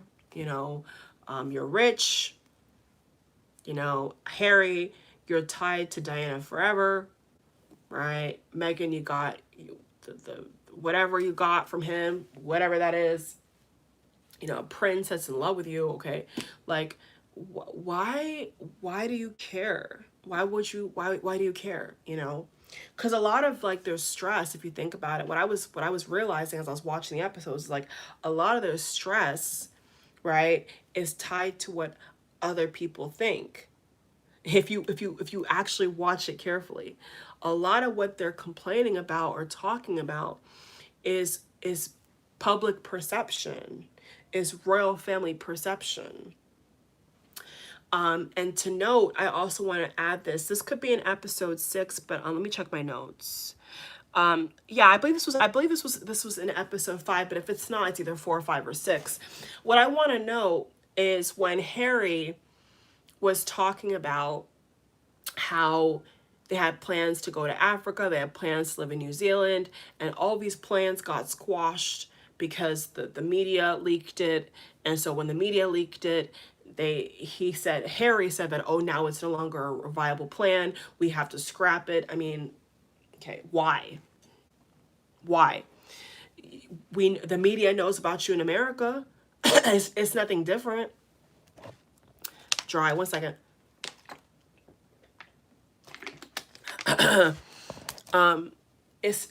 That to me was very dramatic because I mean I get what he's saying to some degree, but my thing is, why are you letting them have so much power over you? Like if you like for example, if you wanted to live in Africa and that was what you told Charles before he became king, hey, I want to take my wife and my kids to Africa, just because the media or the royal media or whoever leaked it, so what? Still go to Africa, right? Or still go to New Zealand. Like, I don't understand. I mean, maybe my personality is different, but I just didn't understand why he was giving them so much power. You know, it's just like if you wanted to live in New Zealand or Africa or wherever, live there. Live there. Why? Why? You know, and he's very dramatic. He's like, oh, well, now that they know, the whole plan's scrapped. Okay. Nobody told you to scrap it. You scrapped it because you said that the media knows too much. They don't even know anything. Like all they know is a location. Like they know your location in Canada, right? They know your location in America. So what big difference would it really have made? And so, you know, it was stuff like that that I felt like Harry was just the problem because he's so dramatic, you know, even with calling Meghan and saying we got to get out of here. Like it's very dramatic. If you think about it, like if you just sit back and think about like the events that took place, it sounds very dramatic. It does. And in reality, it doesn't have to be. And then there was something that he said. He said that, oh, a part of us going to Africa or New Zealand to live or Canada or wherever else was in giving up our titles. Okay. That was I didn't make a note of that in detail. I'm sure maybe I put that in episode 6's notes, but that probably was throughout four, 5, and 6, right? And so that's when I was intrigued. When I heard him say give up titles, I was like, my ears were like, bing.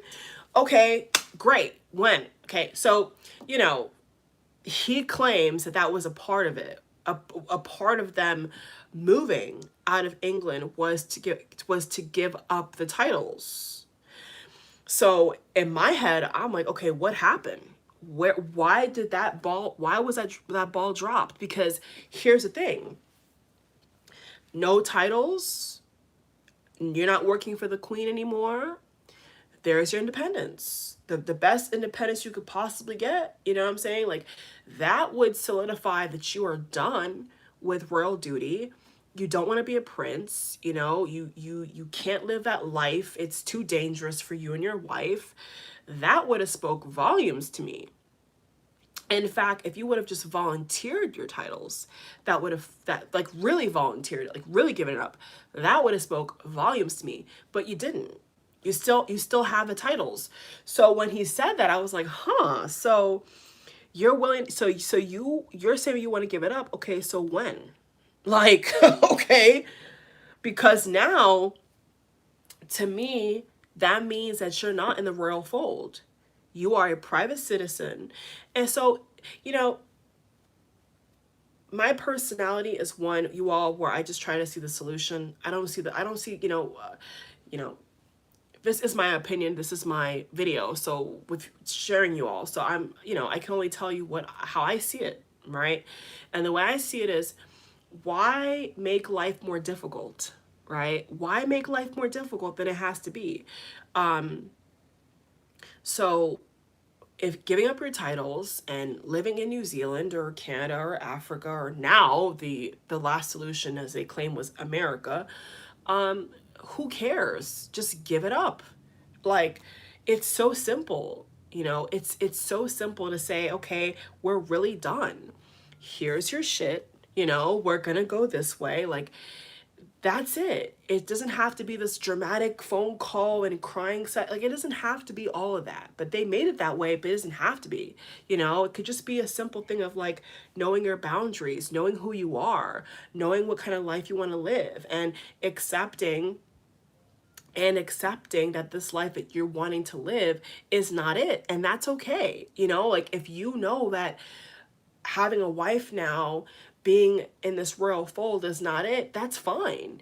But why the fanfare is what I don't understand. Like, why was there so much of the Oprah interview? I don't think helped, but like, the timing was off, and Prince Philip's death and the Queen. I mean, it's the timing is way off. But regardless of all of that, that's what Harry said. Harry said that giving up the title, I think he used the word relinquish. I believe he used the word, don't quote me on that, but he used a word similar to relinquish, if not relinquish the title. Okay, so if that's the case, give it up. Give it up, for real. All right, so yeah, this is when Ish got serious, was 4, 5, and 6. Okay, episode 4, 5, and 6. All right, now they were talking about how she collapsed and cried. So when Harry called her about it, she collapsed. I mean, there was a lot of times they said that Meghan collapsed on the floor. There was also talk about when how she miscarried. She was in Canada, and she allegedly, we don't know, she collapsed and she was crying and she lost the baby. Which is very sad, obviously, duh. And, Harry just a lot of, so yeah, I put here, so Harry, for the remainder of the episode, was just talking about how he wanted to get out of there. He felt like, so disgusted by everything. He just wanted them to get out of there, and find somewhere to settle, which makes sense. Okay. And then they showed Meghan after, talking about the miscarriage and all that. And Meghan said that she felt like her best wasn't good enough. Meghan was crying, and saying that she felt like her best wasn't good enough. Well, from and this is where it also is kind of like confusing, because it's like, okay, Harry took you out of England, right? Like, Harry took Meghan out of England. According to what Harry's trying to say now, it's not like Meghan wanted to go. He's making it seem like, oh, it's my idea because me and my brother had a falling out. The Queen has to represent the monarch, and Harry was like, I know that the Queen is not gonna take my word over their word. What? And every following up episode, they were mentioning how the Queen offered this place to live, and this, I mean, the Queen was trying. I mean, if you look at what Harry said a lot of times that the Queen was offering different residential homes, because every time Harry was complaining about paparazzi, the Queen was trying to offer things.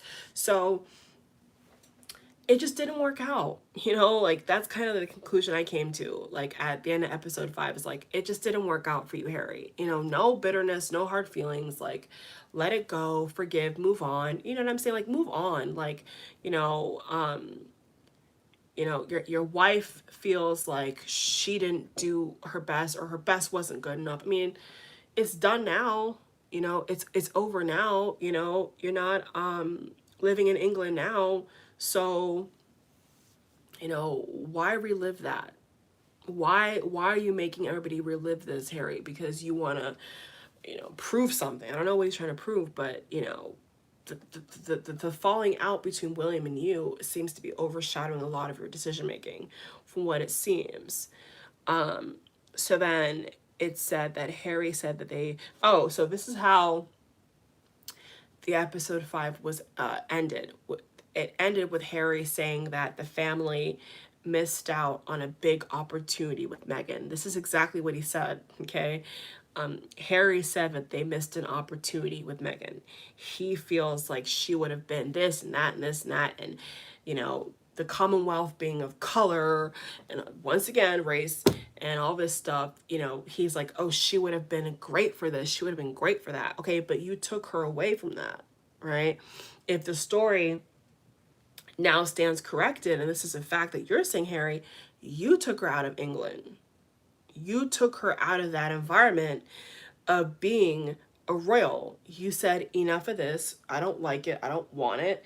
It's, they're setting us up. Okay, so it's very confusing. Like, where is the real anger lying here? Where is the real responsibility lay here? Like, is it just that you're upset at William, or like, there's just so much complexity to it that I don't even care to talk about, you all. But that's basically what he was saying, is like, they missed an opportunity with my wife. She's the best thing since sliced ham.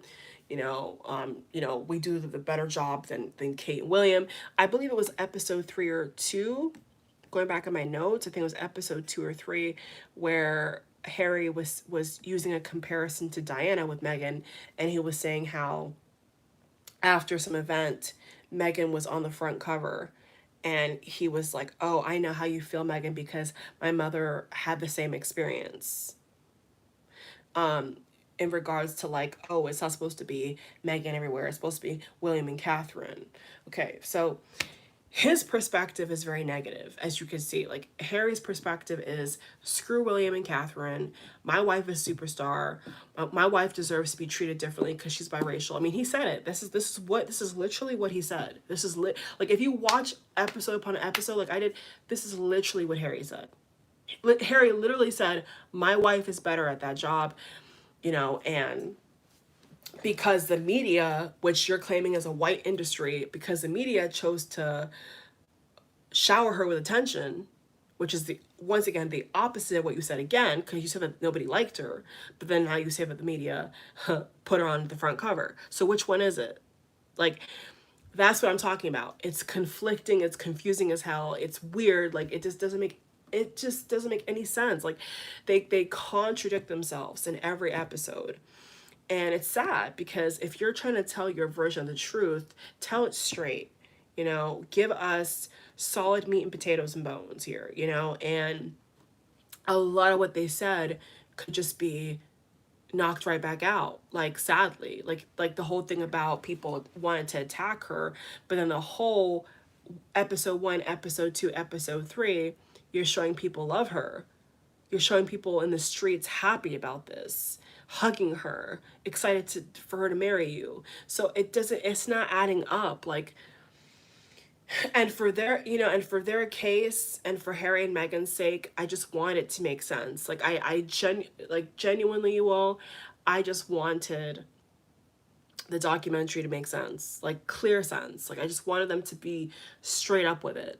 And a lot of what Harry said in particular to me just didn't sound legit, and it just sounded like very dramatic. It just didn't seem like he really had a good enough reason, except that, oh, my wife is better, and so she needs to, it's a lot of controlling dynamic in it, a lot of power dynamics in it, which is sad. But how can you say on one end that nobody loved her and everybody was racist towards her, but then all the clips that you actually, whether you put it in there or somebody else put it in there, all the clips you put in the documentary show people loving her,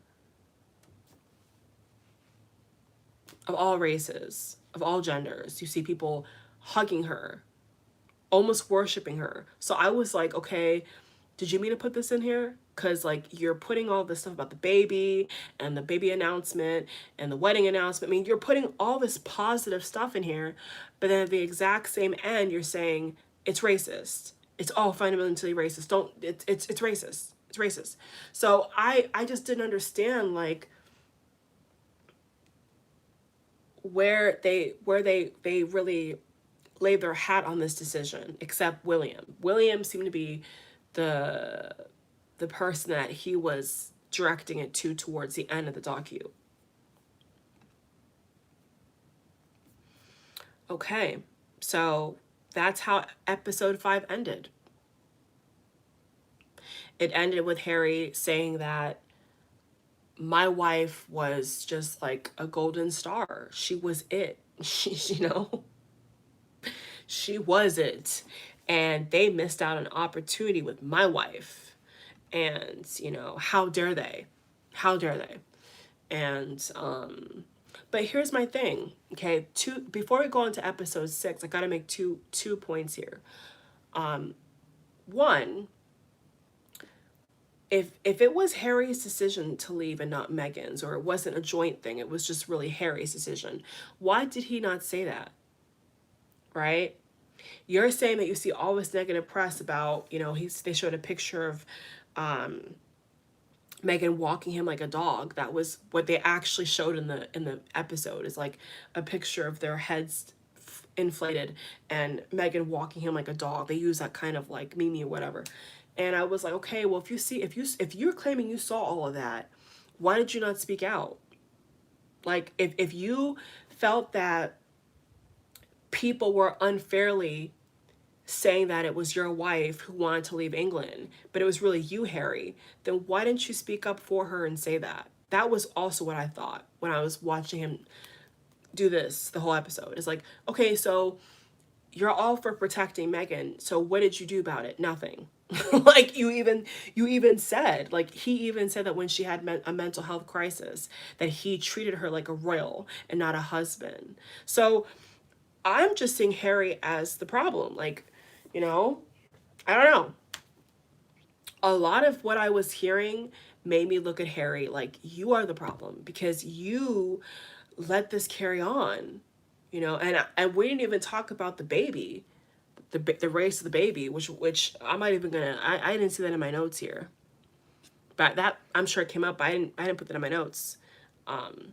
But you told her that it's Harry, right? It's Harry who's going to her and gossiping and all this. It's not Meghan. Meghan is just on the receiving end, and you're telling her all this negative stuff. So it's just like, wow, what if Meghan wanted to stay? I doubt it, but I'm just, what if she wanted to stay? And it's Harry saying, my brother's not listening to me. They're not listening to me. So we need to get out of here. I mean, where was her saying that? So that's kind of what I was left with, Harry, is, you do a lot of this, but you didn't even help her. You didn't even help your wife. You claim that after the fact you snapped out of it, but it's like, okay, if there was all this negative press towards Meghan about the decision, then why did you not say anything? I will say that. Like, why did you not say, yeah, it's actually my decision, after having a meeting with the Queen and Charles and my brother William, I have decided to take us somewhere else as a family because I'm the man of the house. I'm the king daddy-o here. So I say that we're leaving. I mean, why did you not say that? He never said that. He let people run amok. From what I can see, if we're going to be honest, if we're going to be blatantly honest, Harry's the one who let people run amok. Because that narrative was out there for a very long time. Some people were saying that, oh, she wanted to separate him from the family. So that narrative was out there. And Harry never said a damn thing. So it's very messy. It's very complicated. All right, moving on. I'm over that episode now. I said enough about that. Last episode, you all. Hooray. Okay, sweet relief. Okay, episode 6, the last episode. All right, the very last episode of all this drama and hard knock tears. Okay. So we open up the episode of with Tyler Perry, okay, who I said I've seen in person. I'm a huge fan of his plays. I know, most people in America know Tyler Perry, okay, especially, whatever. So, the episode 6 opened up with Tyler Perry talking about how he, as we all know now, he gave his house to them as a safe haven. And Tyler said that he asked Meghan what she's afraid of. Okay, very private discussion, very intimate discussion. Tyler Perry asking Meghan what she's afraid of. And he was talking about what she told him, okay? And they were showing a lot of paparazzi drones and stuff like that, and how they were talking about how, days later they had to rise up the fencing because, for a little bit there was no paparazzi, and then Harry was complaining, saying that, oh, now they found us, they found us. And Tyler Perry was also being asked on different TV shows if he knew anything about it, and he was quiet. But yeah, Harry was upset that they found them, and they were showing pictures of, Archie's room and Archie's birthday, and it was very, very private stuff. I wasn't, I don't think they should have showed, but they showed a lot of private stuff, and they were showing how they were circling the house, and Tyler Perry was saying that other celebrities lived on the block from his mansion, and how he's never seen anything like this before, and the same typical paparazzi, like, oh, this one you paparazzi. And that part of it, watching that was like very depressing. I would, was very depressing. I would not want to live like that at all, right? For those who saw that with where they were opening up the blinds, and there was like all these, Meghan was like, oh, is Doria outside with Archie? Like, she was like freaking out, like, is she and you could see them all kind of scrambling to keep the dogs and the kids inside because there was all these paparazzi. So, there's a price, what I'm saying? Maybe not as bad as Harry and Meghan's price of fame and all that, but like, there is a price, and watching all of that commotion go down was very depressing. I didn't like it. I didn't like to see, like, just like the way they were living just seemed very isolated, very cold, and it just was very depressing. I don't know. There was a lot of depressing energy around their life, and I was like, oh, thank God I don't live that life, because it was just, like, it just was not a good vibe. Not a good vibe at all. Okay, so then Harry made a comment. There were the person behind the camera that was interviewing Harry said, do you miss anything about, your life before California? And one of the things that Harry said was, I miss the weird family gatherings. So the way that Harry described it as well is weird. you know he said, I miss the weird family gatherings. I that's the only thing I can think of. So strange. What I was left with is like, their life is very strange. They're both very different people. Top of the Netflix documentary, her friends said that she was living a great life before this, and if that's the case, that sucks, because you have to be careful what you marry, who you marry, what you marry into, what you're signing up for.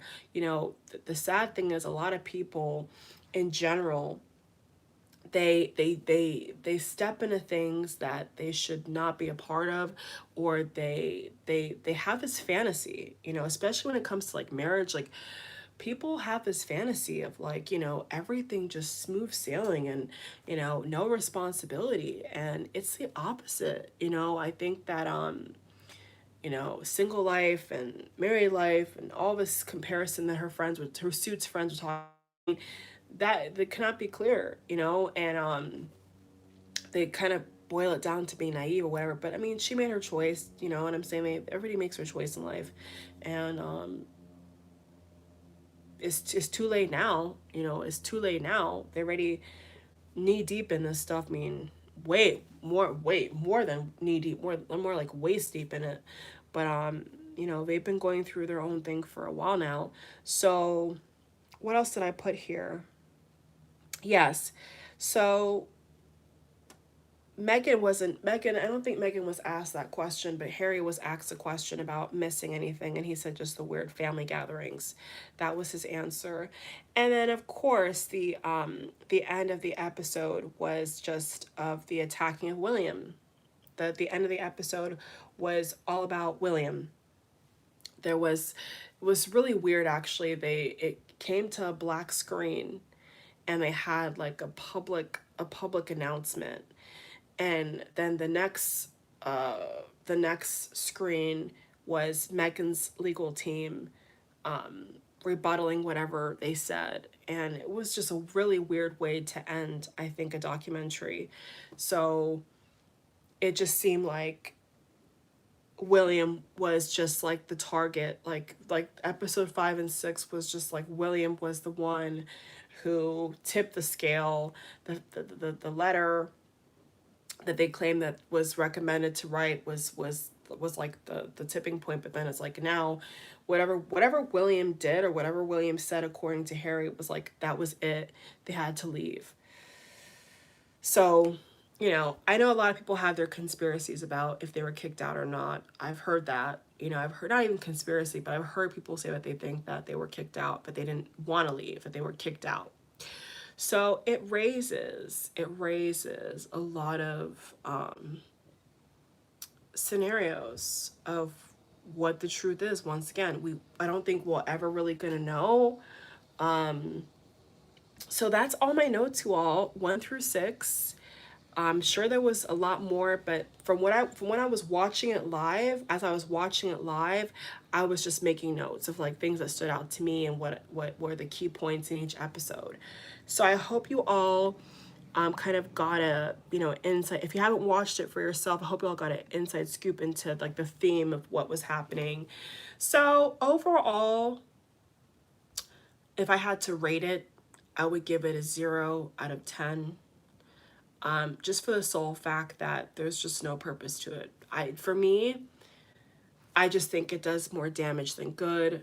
I think that the clear solution here is just to give up the titles, live a private life as much as possible. Don't do any more interviews with Oprah and nobody else. You know, enjoy your kids for what it's worth. Enjoy your grandmother, Harry, who he called her grandma, which is Doria. And just live your life. It was just very depressing. It was boring. It was depressing. So the only major, I would say, bombshell would be the bullying thing with William that Harry was talking to. Everything else was like common knowledge. And even I'll add something else. There was a point where even Meghan said that on the flight after the event where she wore the green dress. There after that they were on a plane, and she was saying how there was a British guy who was on the plane who kneeled down next to her, took off his hat, and said, "Thank you for your service." Okay, that was another touching point in the emotionally charged part of it. Lots of crying was in this documentary. It was very sad energy, nothing positive really, and Meghan was talking about that. So my thing is, Meghan, you keep talking about all the people, the British people who did appreciate you, who did like you. So once again, I'm like, where does this energy of everybody's races come from? Does it come from your husband, Harry? Does it come from, I mean, who is this coming from? Because there's so many clips even in the episodes where she's talking about people, bowing to her, tipping their head to her, hugging her, crying with her even. So I'm not sure where that comes from. I'm not getting where the perception has changed to they're all racist, they all hate you.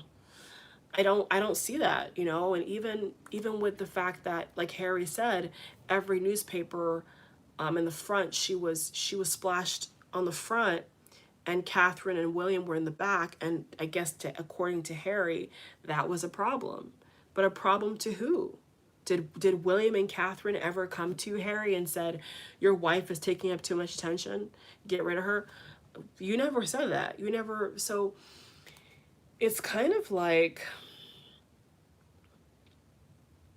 in the mind, you know. It's just kind of things that I feel like Harry maybe has been traumatized about with his mom, and he's kind of like regurgitated it up with Meghan, is kind of how it seems to me. But overall, I didn't get anything of value from it, sadly. I wouldn't get negative 1 out of 10, sounds mean, so I'll give it 0. 0 is just baseline. I think the ratings reflect the truth. The thumbs downs, the 33% or less, I think is a true reflection. I don't think it's made up. I like, if you, like, you would never pay for this. You would never pay for this. You wouldn't buy it on DVD. You know, there's just nothing to it. I mean, sadly. So I just think that Meghan just married like the wrong family, the wrong person. I think that, you know, for their own agendas, lust, I don't know, they got married, and now we're here. Now we're here with just two people who are royal but not royal, and they're separated. They're in America, and it's weird. The whole thing is weird, you know. And there's so many holes, there's so many questions. I was left with more questions than answers. So for that, I have to definitely give it a 0 out of 10, because I was left with, well, like the key details, you know what I'm saying? Like, and where they stand, like where did Harry stand in regards to William? What was he trying to say about William? He never said. All he said was that he was yelled at. So, okay, being yelled at does not equal them telling you to kick rocks, or does it? Or did you leave something out, you know? So it's just like, it's like airing out dirty laundry that nobody cares to smell or see, basically. So, you know, definitely felt sad that Doria had to do that. Definitely felt sad and weird to see that the kids were on it, the kids were involved, whoever, whatever, right? Were brought into it. Just, it's just sad. It's overall sad and depressing. Very depressing. If I had to give one word about it to describe it, I would say depressing. So depressing. So depressing. And you know, who wants to live like that? Who wants to live like that? I would know. I would never want to live like that. I would never want to have to go through that. So, good luck, Meghan. You know, whatever you're getting out of this, whatever your true thoughts are about the British people, I hope is not Harry's perception, because Harry's perception is just like horrible.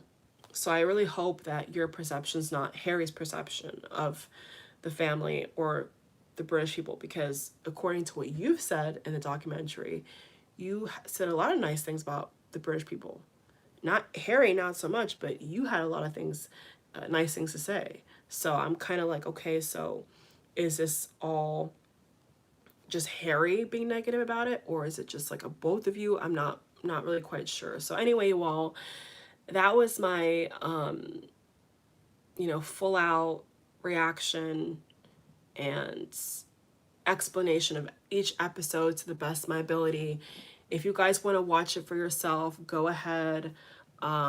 Hopefully there's not going to be a season 2. There should be no season 2. There should be no more of this. But yeah, once again, we're also in a recession. There's inflation, there's world problems.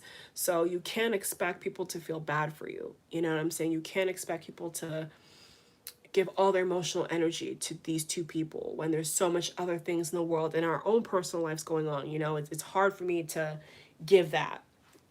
For what it's worth, I finished it. I watched it. You know, what will it stand in time? I have no idea. But it's just sad that, you know, things could have not worked out. It's sad that Meghan, you know, wasn't able to get along with the media, whatever else happened, I don't even know. And yeah, so thank you all for watching. I officially did it, you know, gave you all my reaction, my thoughts. I would love to hear you guys' reaction. What did you guys make of it? You know, did you guys like it? Did you guys enjoy it? Was it entertainment? Was it depressing like it was for me? What did you get out of it? What did you get out of it? I don't know. All right, love y'all. Bye.